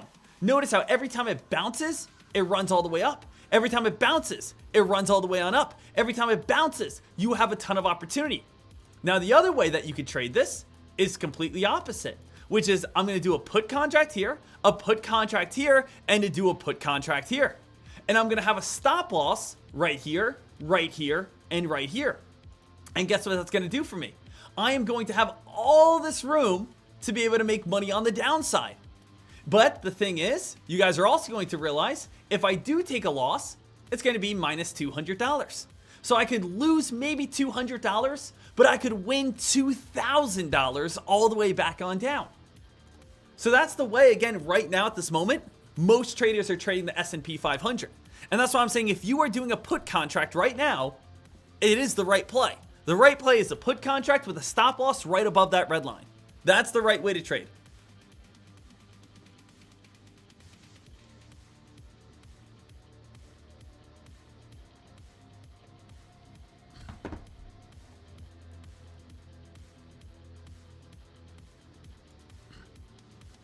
Just want to make sure that you guys are all set here, ready to rock and roll, ready to get after it. And yes, guys, again, I just want to be honest and transparent about that stuff. As I said, traders, I was, again, on the team for, again, Foxrunner. So, yes, I was the person who designed this layout. I want to make sure that you guys, of course, know that. All right, so I don't want to be like, oh, it's the best, it's best, the best. Yes, traders, as you guys know, I was the person who was able to design this, which I am, again, very, very happy about, and that's why I do take so much pride in it. Now, obviously, I am not Fox Runner, but I was able to be part of the design team and be able to put in things along this line, which was, absolutely awesome. Give my feedback, give, again, a ton of construction and things along those lines. Absolutely. And then, yes, I do give a lot of ideas for the news alerts as well. So I am, again, I just want that to be transparent to you guys, so that you guys do see that, Fox Runner, I take a lot of pride in that because I was one of the people that was able to help come up with the design structure for it. So absolutely.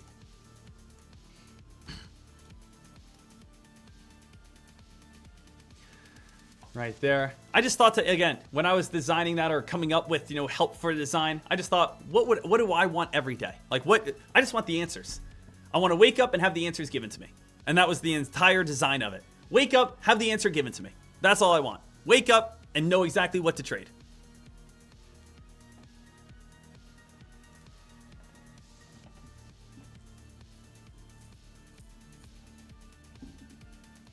So right now, traders want to make sure that we're all set.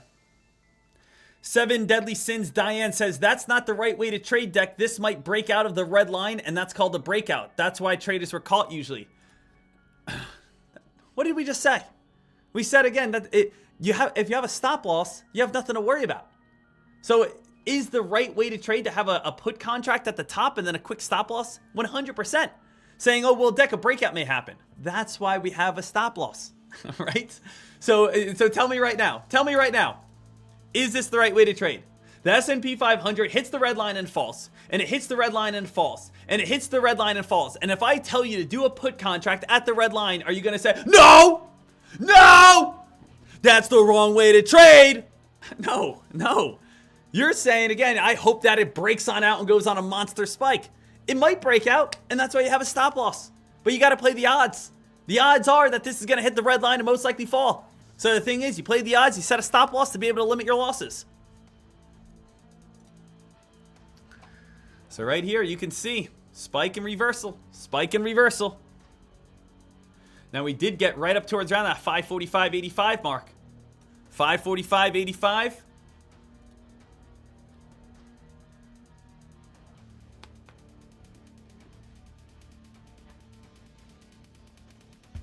Looking to see, we're still waiting for that first trade.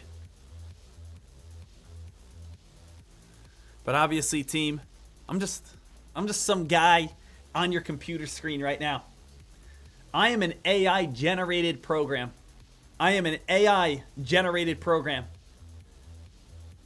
Sean Dekmar does not exist in real life. I'm just trapped in this little digital world here. Inside your computer screen. Yes.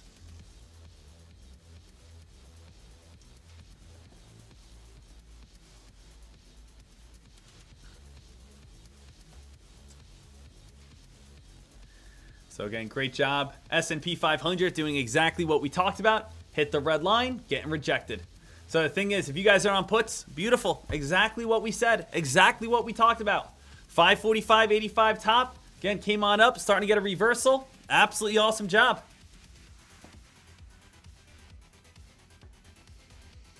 So, Deck, where can I get filled on this play?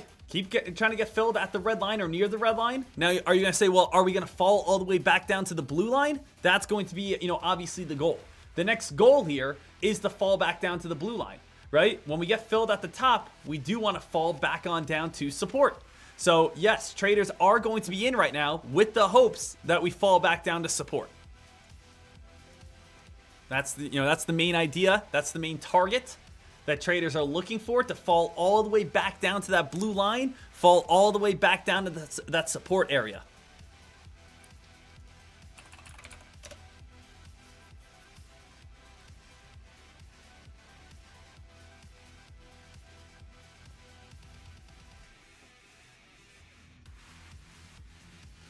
So right now, team S&P 500 already starting to get another drop. And again, if you guys are not even in on any of these plays, if you guys have not pulled the trigger on any of these plays whatsoever, that's absolutely A-okay.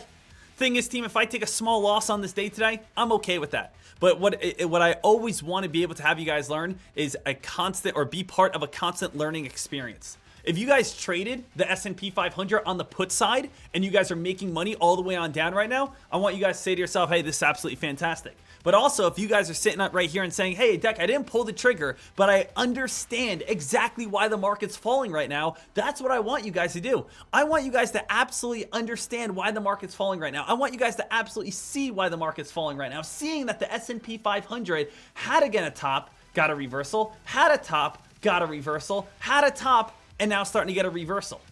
So we can see, and now this is what we talk about, putting the odds in our favor. So let's think about this in a different manner, all right? Let's say this is you. This is you, and you know nothing about stock trading. And you have money in your hand, and you say, ooh, I want to go ahead and invest in a stock. You pick one stock out of 9,000 different stocks, and you say, I hope this stock goes up. And maybe it does go up. Maybe it goes down. Maybe it crashes. Maybe it spikes. Right now, the new guy who has no idea what's going on is you have a 50-50 chance of success. Now imagine if you start doing a little bit of research. Now imagine if you start saying to yourself, hey, I can figure this out. I can start doing this. If I realize we have top red resistance and we fall, top red resistance and we fall, and you just did a put contract at that red resistance line, I can't say what the future is going to do right now, but I can tell you we hit the red line, we fall, we hit the red line, we fall, we hit the red line, and you just did a put contract. Guess what? You are no longer 50-50. You are probably, again, sitting with an 80-20. 80% chance of success, 20% chance of losing. And if you do lose, you already know that you are going to have a stop loss right above your entry, so you're going to lose small and win big. So you're saying right now, if I jump in on this play, or if you jumped in on this play before, you have an 80% chance of making more money than losing. And of course, you are going to be able to trade with confidence, which is going to be racking up these dollar bills even more and even more and even more.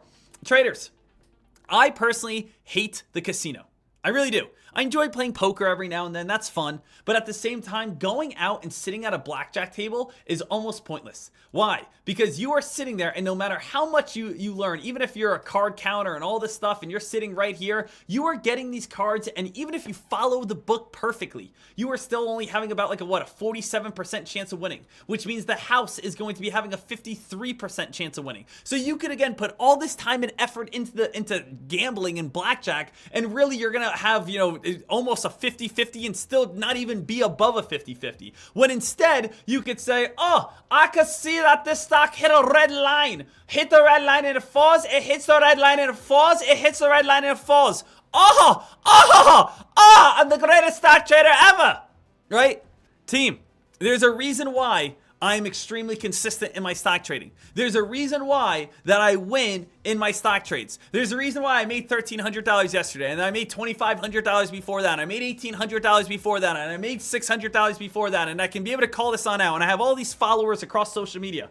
It's because we want you to learn the right way to trade. Think about that, team. Think about, again, all right, hey, it does come down to keep things simple, right? Keep things simple, and you will be successful.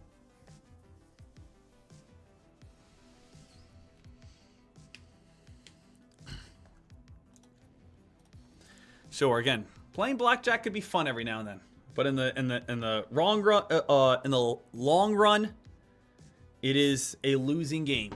Craps, a losing game, right? Even poker, a lot of times, a losing game.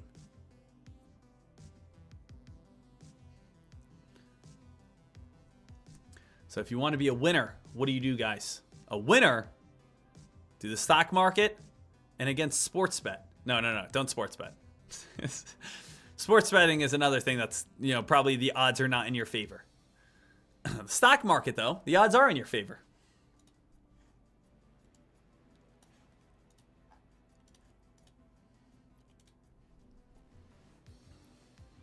Remember, guys, 7 o'clock tonight. 7 o'clock tonight.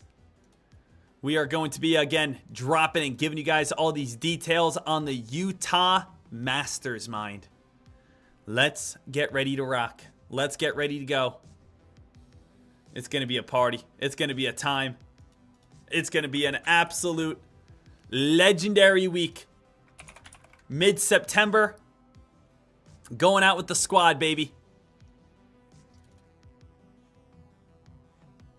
Just imagine you right now.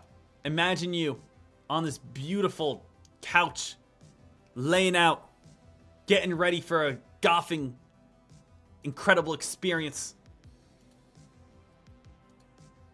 with me cuddled up next to you. All right, team, let's see if the S&P 500 is finally going to break out or not. Team S&P 500.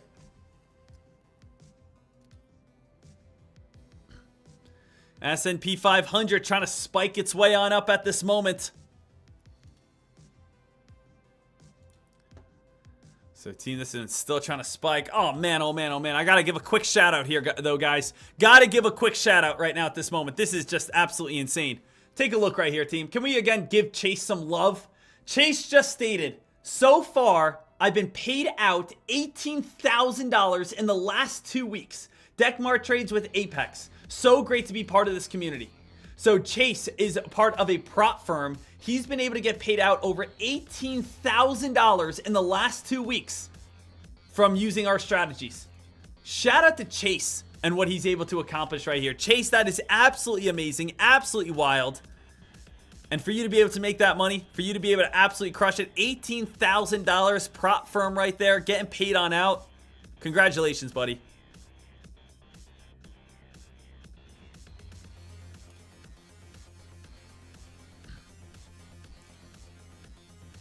BKL says, Deck, I'm thinking about coming out to the Utah. Do we get our own rooms? So that's a great question. Do we get our own rooms? BKL, something I want you to realize is that I want to give you the full experience. So, no, we all sleep in the same mattress.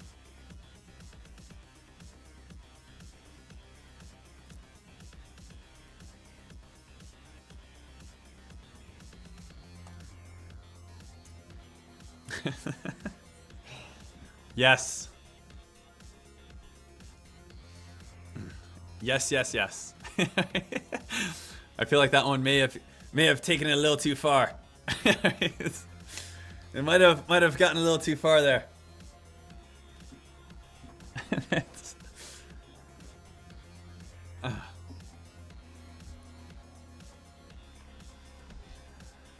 Right now, we're still watching, team. The S&P 500 starting to get a little bit of this pullback. Is the SPY. The SPY 1 touch, 2 touch, 3 touch. We have still not broken on out.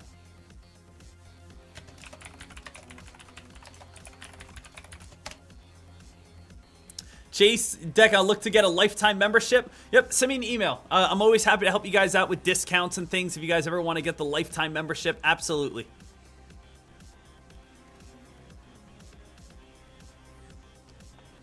Right now, I want to see what the SPY is going to be doing here. The SPY still has a chance. Hey guys, I still would love to be able to finish off, up $1,000 on this day. We just got to see again what the SPY may be doing here. So we still got some time. We still got a little bit of time here.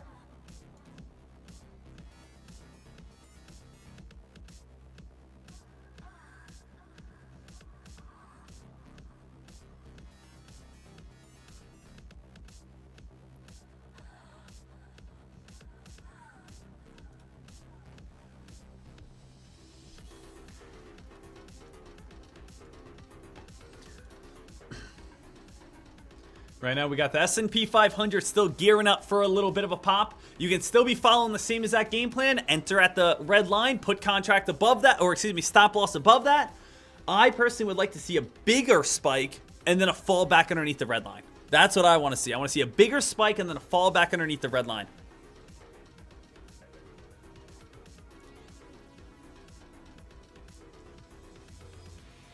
So guys, here we go. Starting to move itself on up. We might be, again, squeezing on up to the S&P 500 high of the day. We're starting to rip. We got a little bit of an uptrend. Little uptrend trying to squeeze on up here. So the SPY here, team, trying to get a little bit of a pop, trying to get a little bit of momentum towards that upside. Can this be able to squeeze on up and keep on going?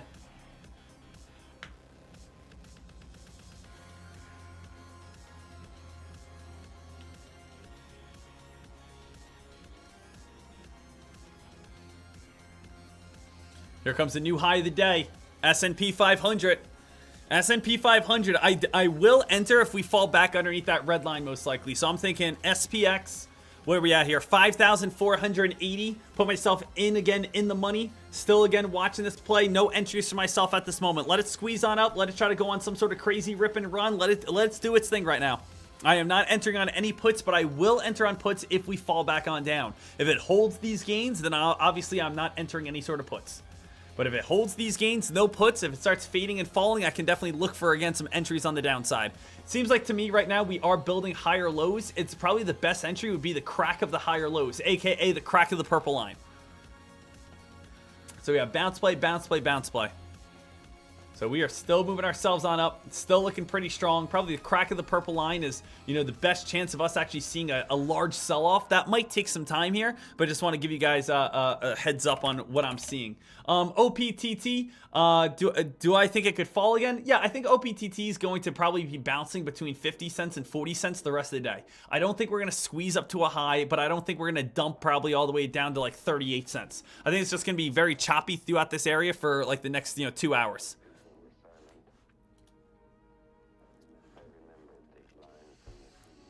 So I'm still watching and waiting.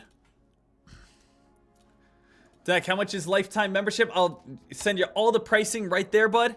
And then again, anyone who ever wants to get a lifetime membership, I'm always open to help you guys out with a little bit of a discount. So again, please just let me know. You can email me at dekmartrades@gmail.com or hit up the blue circle in the bottom left-hand corner and they can help you as well. Right now, the SPY still again holding slightly, still has those higher lows and is holding now above resistance. Resistance was 545.70. Top resistance, top resistance, top resistance. Now again, it's looking to bounce off 545.70. So bouncing off 540, 570. Reese, will that painting of you on the couch be on the wall in the mansion? Whoa. Can't be showing that one off. Got to keep that one again confidential for now.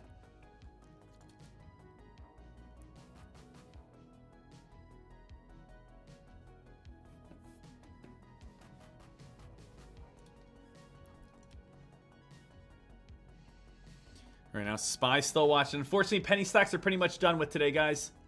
If you guys got a couple shorts on them, great work. Unfortunately, ZAPP has no shares available to short.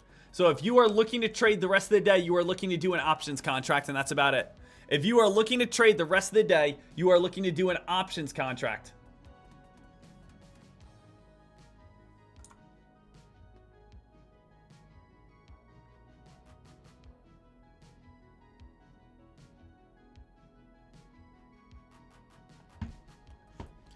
Still have the SPY slowly trying to move on up. SPY slowly trying to move on up, get above that 546. So far in the day, the SPY's only up 60 cents. Now the thing is about this morning, the SPY, we were looking for that crack underneath the 13 EMA. Doesn't look like it's happening right now. Doesn't look like that crack is going to happen. So let me ask you guys a question right now. We know, let's just take a step. Everyone just blank out your mind here for a moment. Everyone start fresh here, okay? Everyone start fresh. We know that tomorrow's a half day. We know that Thursday is July 4th. We know that Friday it's going to be a dead day. Saturday and Sunday the stock market's closed. Are we forcing a trade right now as we get closer to lunch hours? Are we right now, are all of us, are we all trying to put ourselves in positions that maybe we're just trying to say to ourselves, hey, let's try to make money because I haven't made money yet today? Are we saying to ourselves, hey, penny stocks are slow. Options are the only thing that's moving right now. But even then, we're just basically jumping in and holding and hoping. Does anyone here think that maybe it's not a good idea to pull the trigger and maybe wait? Wait for more volume, wait for a better setup, wait for a crack of the 13 EMA, wait for new press releases, wait for, again, a stock that maybe gets halted on the Holt scanner?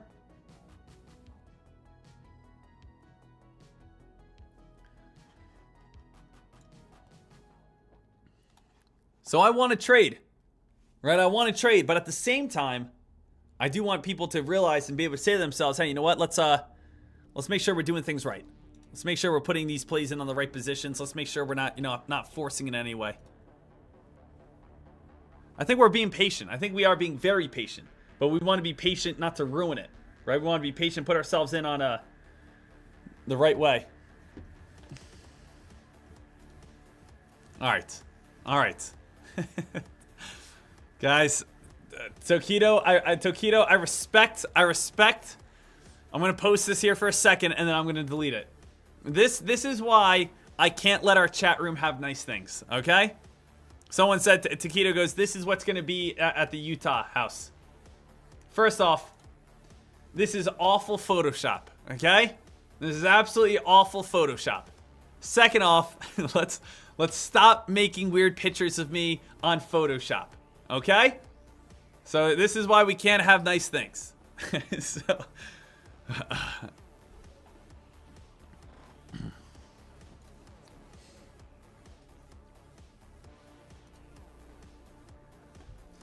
right now, S&P 500 here.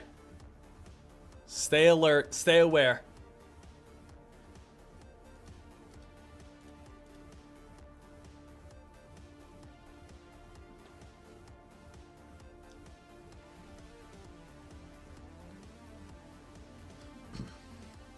If you guys do have any questions, comments, or concerns, please let me know.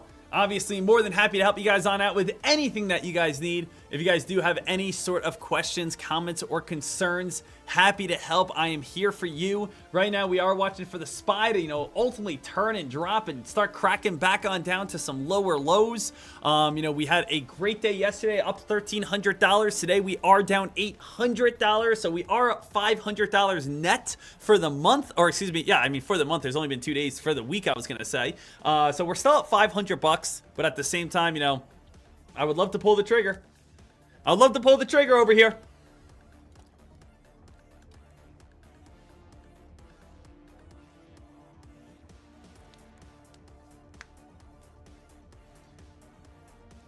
Reese says, Deck, I got squeezed out of my OPTT position. Something I want you guys to remember, something I want you guys to note, is that the majority of times, the time to make money on penny stocks is right at the bell. So notice, OPTT opened on up, everyone took their profits. Take a look over on VS, opened on up, everyone took their profits. So these were the two hottest plays this morning. Open on up, take your profits. A lot of times penny stocks are not going to be, let me jump in and hold them forever, right? It's a lot of times, jump in, make your profit, go out and find a new one. OPTT, jump in, make your profit, go ahead and get a new one. The thing is, you don't want to jump in late. You don't want to jump in after the dump already happens and getting in near a bottom, right? We want to try to jump in as early as possible to make as much money as possible in a quicker manner. Rooster, are you going live on Friday, Deck? I will not be live on Friday. I will put my scanners up, but no, I will not be trading on Friday. I'm not even going to put myself in on any position whatsoever on Friday. So I will put my scanners up, put up Fox Runner, put up trade ideas, all that good stuff, but I will not again be putting myself in any other place.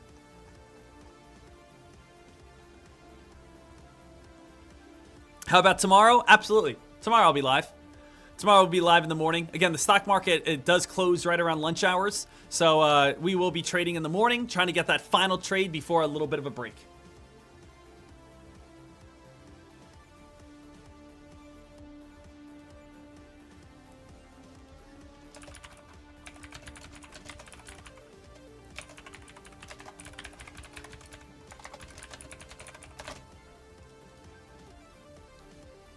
So right now, SPY traders still watching this move. We got a bounce play, bounce play, bounce play.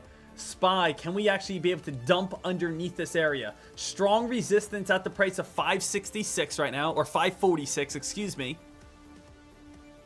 We have the S&P 500. We're looking to get weaker. I would love to be able to see a little bit of a sell-off. Getting tighter and tighter and tighter inside this little wedge. This is basically our last chance, team. This is our last trade of the day. This is our last chance. Let's see what happens at this wedge. Let's see what happens on this move. Let's see what happens on this play. Let's see where, of course, these plays are going to be going towards here.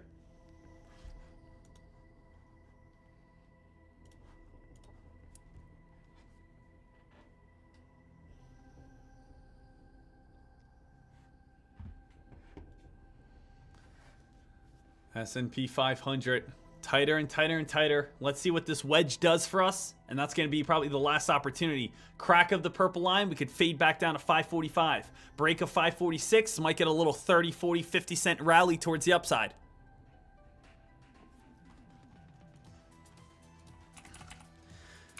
Dek, you ever gonna get a supercar again? Probably not, to be honest. I mean, I would love to get a nice car once again, but I would rather, again, you know, save up money and put it into real estate. So I think cars are fun. Don't get me wrong. I love cars. I think cars are amazing. I think they're awesome. I think they're cool. I think, you know, having a nice, you know, supercar is a very fun time. But they don't make you any money, right? They take away money from you. So I think, again, you know, the next, if I ever get like a Lamborghini or a Ferrari or a McLaren again, anything along those lines, it's going to be after I probably have one more Airbnb. I would like to have one more rental. So I have 2 rentals going. And then, of course, then I would say, all right, hey, now we're good to go. So again, I think cars are great. I think cars are fun. I think they're awesome. But I want to put it towards some other things first. Some things that are going to, you know, gain me financial gain. That's kind of, again, the recipe. That's the recipe I always tell you guys. The recipe, I think, to become, you know, ultimate financially free. Ultimate financial free. This is you. You guys ready for this? This is you right here. What you guys want to do is you are going to want to trade the stock market. Trade the stock market, and trading the stock market is going to lead towards you making money. Now, when you make this money is going to be a down deposit. So we are going to put this money on a down deposit onto what? Onto a home. Now, this home could be, again, whatever you can afford, whatever you can get on your down deposit. And this right here is going to, let's just say it's $1 million house. Make it easy. A $1 million house, you are going to put $200,000 down on this house. So now you can afford it. Then after that, you are now going to rent it on out to other people. So you rent this home on out to other people, and as the years go by, guess what happens? These renters are going to pay your mortgage. These guys pay your mortgage. So really, yes, you are going to have random expenditures. You are going to have random things that pop on up. Don't get me wrong. But at the same time, guys, the majority of the time, your mortgage is going to get paid for from people renting your house, and then you start the process all over again. So this is how I was able to do it. For anyone that wants to know that in any sort of way. So for me, I again traded, and I was able to buy my main house. I bought my main house, the house I live in every single day. I bought this house out in cash, and I have it paid for. It's good to go. I love this home. It's incredible. But then, and I got that from, again, trading stocks. Then I have the house out in Utah. The Utah house was the same exact thing, and I was able to save up in 2020, I was able to save on up, I was going to say 2021, 2022, I actually bought a Lamborghini, but then I sold the Lamborghini from, again, trading stocks, and then that was a down deposit on the Utah house. And now the Utah house is getting paid off from, again, people renting it. So I actually don't pay any money into the Utah house. The renters pay the Utah house. And now I'm just looking to do the same cycle over and over again, and hopefully be able to get another house that's right here, right? And then more renters are going to pay off this home. And as renters pay off this home, we're all set, ready to go. So really, again, the magic formula that you guys need to understand is what I do is I trade stocks until I have enough money to put on a down deposit. And once I have a down deposit, I put it down for the house. That house could be $1 million. We put down $200,000. Then again, we have a property management team and everyone, be able to manage these homes. And then the renters, the idea is that they pay off the mortgage. Now, it's not 100% at all times. Yes, some months are great. Other months may struggle. Sometimes you might have, again, an issue with the pool or an AC or whatever. But as the years go by, let's say 10 years pass, well, guess what? 10 years have passed. You bought this home and this home for $1 million. They are now both worth $1.5 million. 10 years have passed. These renters have now paid off your home. As again, the renters have paid off your home, your houses both have appreciated. So you put in $200,000 and $200,000, $400,000, and now you have $3 million all paid for, all done. And now as renters come on in, now you are making a profit every single month. So, and that's basically like the magic formula here that I want you guys to be able to understand and you guys to be able to always be knowing. I trade to try to get, again, down deposits for homes. That's what I try to do. I trade to get a down deposit for a house. So if we want to look over here and we take a look over on this is my Utah house here, right? There's the Utah house, and we could see all on the performance. And if we go to view performance right here, this is how much money I've been able to make in 2024 at my Airbnb. My Airbnb so far has produced $66,000, $66,695 from all these people renting out that house. Now, we have not gotten any sort of big ones in October, November, or December yet, because again, that's still pretty far away. But these are actually some of the biggest months as ski resorts in the winter starts coming on up. So if we take a look over on a calendar right here, you guys can see these are all the renters out in the Utah house. We go over to the performance here, and you might say, well, Dek, how much is your mortgage? So my mortgage every single month comes on out to about $7,500. $7,500 for my house is my mortgage. So we times that by 12. That comes on out to $90,000. $90,000 I have to pay every single year. At this moment, I am at $67,000. And we still have all of August, we still have all of September, we still have all of October, we still have all of November, we still have all of December. Most likely, I'm going to make somewhere around $105,000. So my entire year of mortgage was paid on off, and I was able to make $15,000 in actual profit, which I probably would just use for anything, maintenance-wise or this or that. So most likely, team, I'm gonna make a few bucks off the Airbnb, but the thing is, over the next, this house will be paid off in 8 years. If I can do this for the next 8 years straight, the house is just accumulating money over the next 8 years while also appreciating, right? Going up higher and higher and higher and higher. You know what you guys can do, which is always fun, always kind of makes me a little happier, right? Is you can go over to your house right now. Go over to, Zillow, all right? Go over to Zillow and just type in your house, right? You can go over it and type in your house. So I'm just gonna pick a random house here, okay? I'm just gonna go over here and pick a random house. Let's just go pick this one right here. I'm just picking, I have no idea what this house is. But I like clicking this house, it's fun. And this could be your house, right? And a lot of times, let me pick a different one here. Let's go with this one right here. All right, let's see here. And actually, this one actually would make me upset. But I'll show you what I mean. So a lot of times, what I like to do is it says, last 30-day change. Last 30-day change, this house depreciated $32,000. But a lot of times, especially over the last year, whenever you guys need a little boost in confidence, type in your address and see last 30-day change and see how much, again, your house either appreciated or depreciated like in the last 30 days or so. And it's basically like, hey, I didn't do anything whatsoever, but I made an extra $30,000 in appreciation. Now, obviously, it's a very rough number, but you can see what I mean. A lot of these homes here, you can see, oh, wow, this home appreciated or depreciated in, this month or whatever it could be, right? So it's fun to kind of look at that. I know I was getting a little off track there. A little off track there, but I want to let you guys know.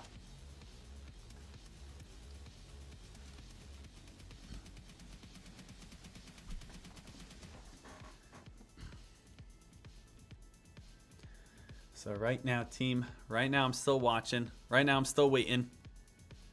We still have the spy also sitting right at this area. Also, again, people always ask me that. They say, Dek, why'd you pick, again, why did you pick Utah as a place for your rental? Very simple, very easy. I literally just sat there and I thought to myself, where do rich people like to go? Guys, rich people, they like to go to the beach and they like to go skiing. Easy as that. That's what rich people like to do. Rich people like to ski and they like to go to Aspen. They like to do stuff like that and they like to go to the beach. Unfortunately, the beach is so expensive. Beach prices, flood insurance, Florida housing, it's just so expensive. So guess what I did? I typed in over on Google and I said, where are the top ski resorts? Guess what would come on up? Aspen, a little too expensive. Breckenridge, a little too expensive. Park City, Utah, Snowbird, right? These places. Alta, #1 ski resort in Utah. Okay, let me try to buy a house as closely as I can to these areas. Bought a house 10 minutes away. Did a big circle around those areas. Had my phone send me again messages whenever a new house popped on up. Whenever a new house popped on up, I would look at it, say I liked it or not. Waited 2 months. That house popped on up. I got it. Called the guy. Said I'll put an order in today. Put in an offer today. Put an offer in. Again, probably 3 hours went by, 3 other offers went in, but I got it. That's it. Also, a lot of people always ask themselves, Dek, if you save up, let's say $200,000, should I put, again, all this money into $1 million home? Or should I split it on up and buy 2 smaller homes? Diversify, put 2 eggs in a basket, or buy 1 luxury home? For me, I thought about, I want to make my life as easy as possible. I want to make my life stress-free. If I have, let's say, 2 homes that are $200,000 each, guess what I can rent those out for? Not as much. If I have a luxury home, guess who's renting that house? People that are probably a little bit more established, people that are probably a little bit more civilized, people that are not going to go in that and party and break things and leave it a mess and be dirty. If I have a cheaper home, who can afford that? College kids. Oh, we're going on spring break. Oh, we're having a ski trip with the boys. I don't want that in my home.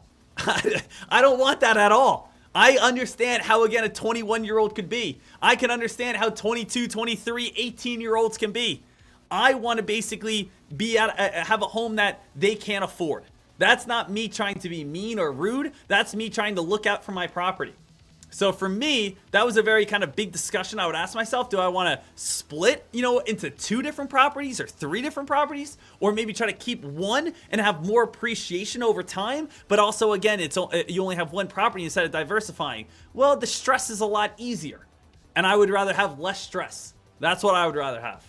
So that's why I did that as well. So if you guys are trying to figure out my magic formula, where do rich people go? Rich people go to the beach and the mountains. Boom. Okay, where are there cheaper mountains? Okay, out in Utah, Park City, Alta, Snowbird. Boom, I love it. On top of that, do I want to split it or buy, again, 1 nice place? Buy 1 nice place, your life will be easier. Boom, boom, boom. Think about everything right there, guys. I'm literally giving you your answers on what you can do to make money. I literally just showed you right here. I'm already up $67,000 already out of my rental. Right? What it's taken me 3-5 months to learn. Right? 3 to 5 months of just trying to figure things out myself. I'm literally giving you guys the answers.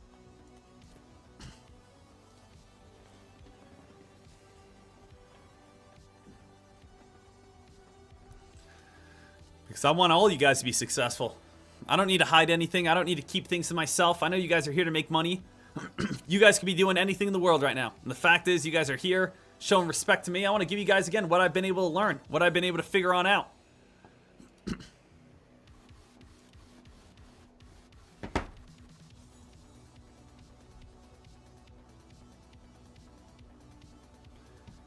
Right now, the S&P 500 here, team. Still watching this one.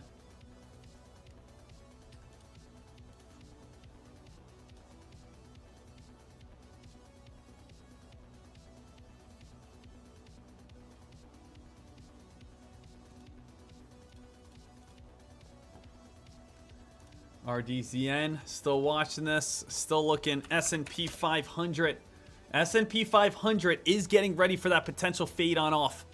It is getting ready for that potential drop over on the SPY.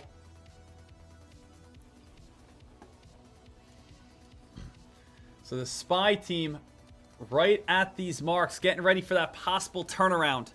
Can we get that reversal?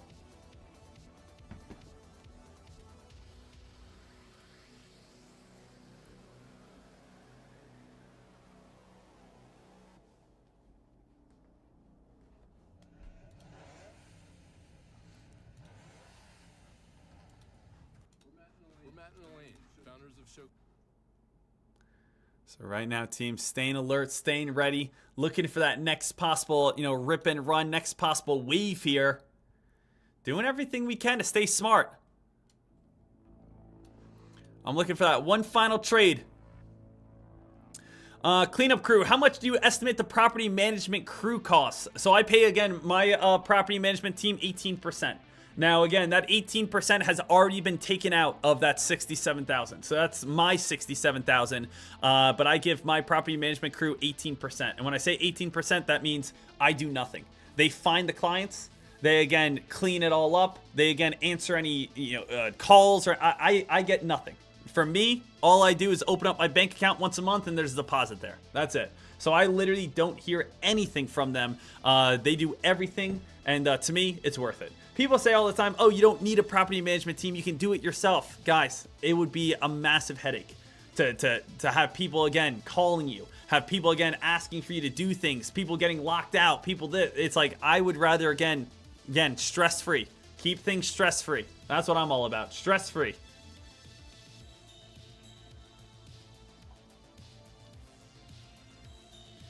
Right now, team SPY still sitting right there.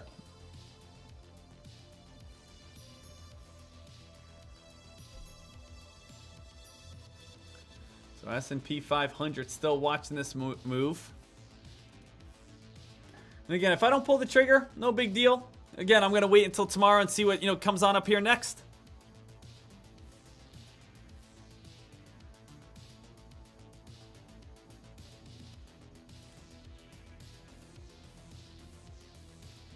Guys, here comes the SPY, a little bit of that crack.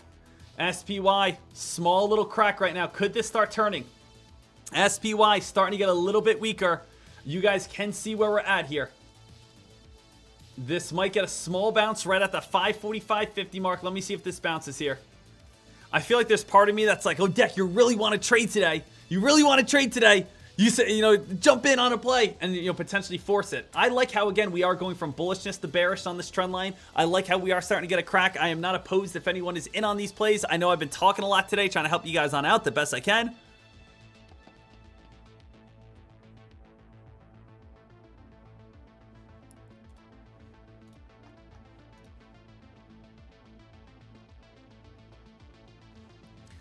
Right now, a little bit of that bounce off the S&P 500. Traders, does anyone have any final questions, comments, or concerns? We understand what's happening with July 4th.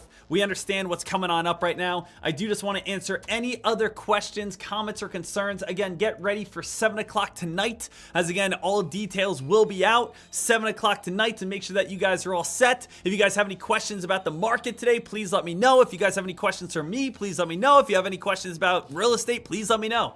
Again, I want to be here for you. I want to be the mentor that you are saying, hey, I would love to be able to have Dek teach me day in and day out. Well, obviously, guys, if you guys are watching over on YouTube today, we do have a free 7-day pass where you guys can join and watch every single day. So make sure you guys come on over here. Check this on out. Free 7-day pass over on TradeCaster. Right now, SPY getting a little bit of a dip buy still. Justin, I feel like I watched pot never boil today. So basically, you're just sitting there watching, a pot of water. I got you, Justin. Hey, you guys have to understand this, that near the holidays, this is how things get. Reese, so build my pre-market plan during pre-market, get most of the penny stock shorting done in the first hour and a half, 100%. You should be pulling the trigger on shorts within that first 15-minute period in most cases. Power, will you be wearing a red, white, and blue onesie tomorrow? I will not be wearing a red, white, and blue onesie. But hey, you know what? I will have a USA hat rocking the greatest country here. Let's go. Let's go. USA, baby. I love this country. Love it.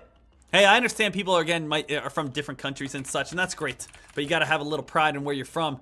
Just like you probably say your country's the best. I love me a little United States of the Americas. Let's go. Jared saying, Dek, I have money for a down payment on a house and good credit, but I don't have proof of income. What can I do about that?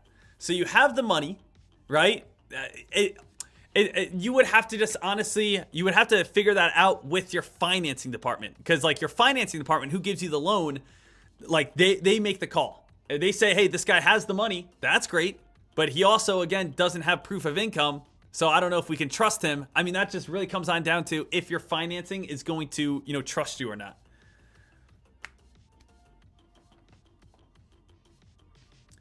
Whale, Sean, I sent a really important email. Please reply to it at your convenience. Thank you, Whale. I'll probably get to it over lunch. Sound good, bud? So over lunch, I'll get you back. Guys, SPY, little bit of a pop on up.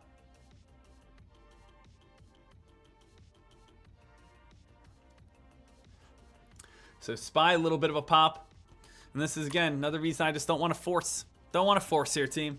Don't want to force in any sort of way. Deck, have you considered doing straddles on your option trades again like you did on some before, double top, double bottoms? I like straddles. I do. They're not bad in any sort of way. I'm like trying to think of like why I don't do them. And honestly, Cousin Greg, I just don't really have an answer. It's like sometimes I just don't do them. I don't think about them a lot of times. I just kind of go with, calls and puts. But if you are, inside of a little channel, you don't know which way it's going to break. Absolutely. A straddle is a perfect, way to be able to master that. So, hey, Cousin Greg, I really don't have a great answer for you on that. Sometimes I just don't do them. I kind of just go with what I see and kind of go with confidence. But, there's nothing wrong with a straddle at all. Nothing wrong with a straddle.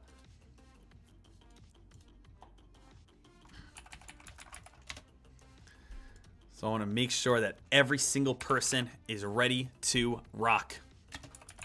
Every single person is all good here. Every single person is fired up and absolutely dialed in.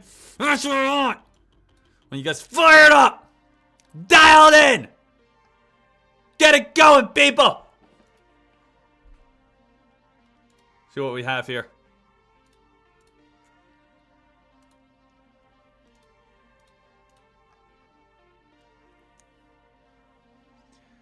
Right now, staying alert here, traders. Staying alert for this next possible move.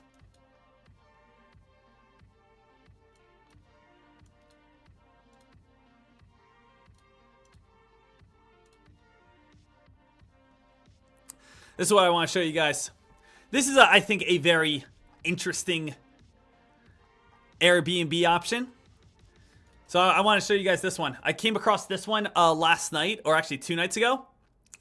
And I feel like, again, I don't own this in any sort of way, but I feel like people would like this. Maybe I'm wrong on this. I feel like a lot of times, like there's a lot of people that are just like, I want to get away to nature. And so, like I'm trying to think about people that like to go to Airbnbs and kind of go out in the middle of nowhere. So there's actually this home right here, which is very tiny, and it's like a weird trend going on that people are really loving tiny homes. And this one just has like an amazing view right in Park City. So again, you can actually take a look at this. So this is your view out the balcony, which is very nice. Taking a look at the mountains. And it's basically just this little tiny home, this little tiny thing just in the middle of nowhere, right? But it's just, I could imagine some people just absolutely loving this and saying, oh yeah, I'm just going to spend a week in the middle of nowhere. So I guess it's like 2 shipping containers put together. And then you have this like balcony right here in the middle of, again, Park City. I feel like it would actually do very well on Airbnb. I feel like it actually would do very well in Airbnb, where you're kind of just isolated. You got a little garage if you want to put anything underneath there. You got a balcony looking over that. And that's, again, I'm not saying cheap, but it's you're paying basically for a view. You're paying for that. I don't think anyone would ever live here. I'm thinking this is more just, a little random getaway if you wanted to, have a little getaway. But it's something I stumbled across, and just because we're talking about it right now. But I'm not buying it. But I'm just letting you guys know. I bet you someone will buy this and try to Airbnb it out. So I bet you someone will out there. Someone will try to buy that and try to Airbnb that out. Some of these homes are absolutely ginormous. Like, how do people afford these? I don't get it. Like, how is someone buying a $25 million home? $30 million home? Like, this doesn't even look like a house. Like, a 19... Like, it's just... Like, this looks like where Tony Stark lives. Getting to this level is just absolutely insane. Getting up to this level and just being like, oh, yeah, this is where I live. Oh, yeah, that's my house. Yeah, that's my home.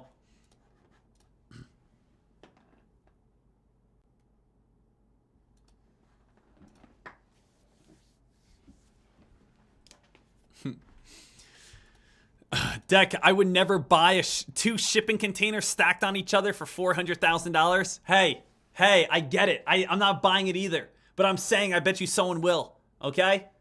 I'm saying someone else will. And I think it's more, again, the price is more because of, like, you're on a mountainside. I think it's more of the land. I think it's, like, more of the land than actual, like, the house. I think someone probably bought the land and said, hey, this is an amazing view. So let me go ahead and put 2 shipping containers on top of each other and call it a home. So I get it.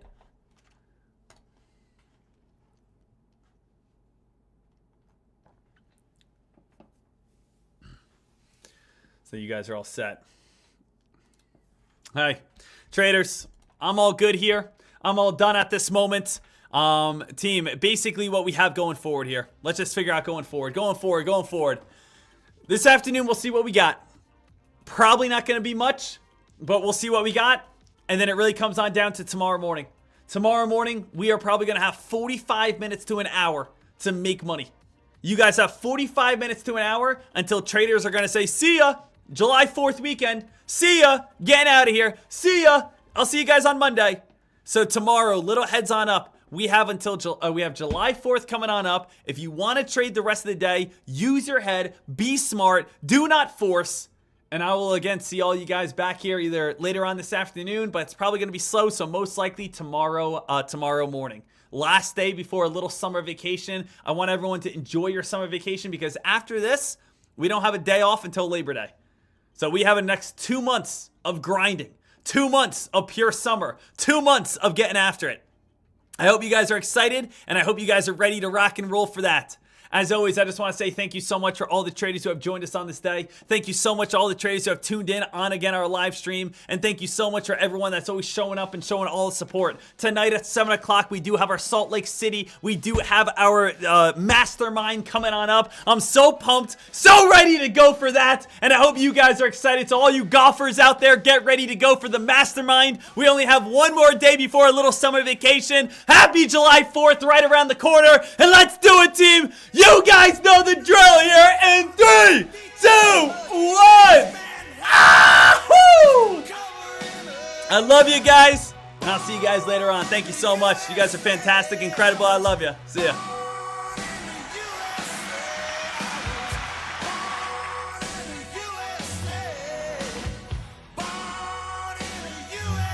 Did you make money today? Did you make a profit today? Did you come out on top today? I'm the Batman. I got this question the other day. Why are you successful? So I ball so hard, motherfucker. $1,000 profit today. First niggas gotta find me. $700. 50 grand to a motherfucker like me. Can you please remind me? Ball so hard, this shit crazy. $1,000. Y'all know that don't shit phase. And as we go, Lock it on up. too when I look at you like this shit gravy. Ball so hard, this shit weird. We ain't even pro be here. Ball so hard since we here. It's only right that we be fair. Who's ready for $1 million year? Take your pick. Jackson, Tyson, Jordan, Game 6.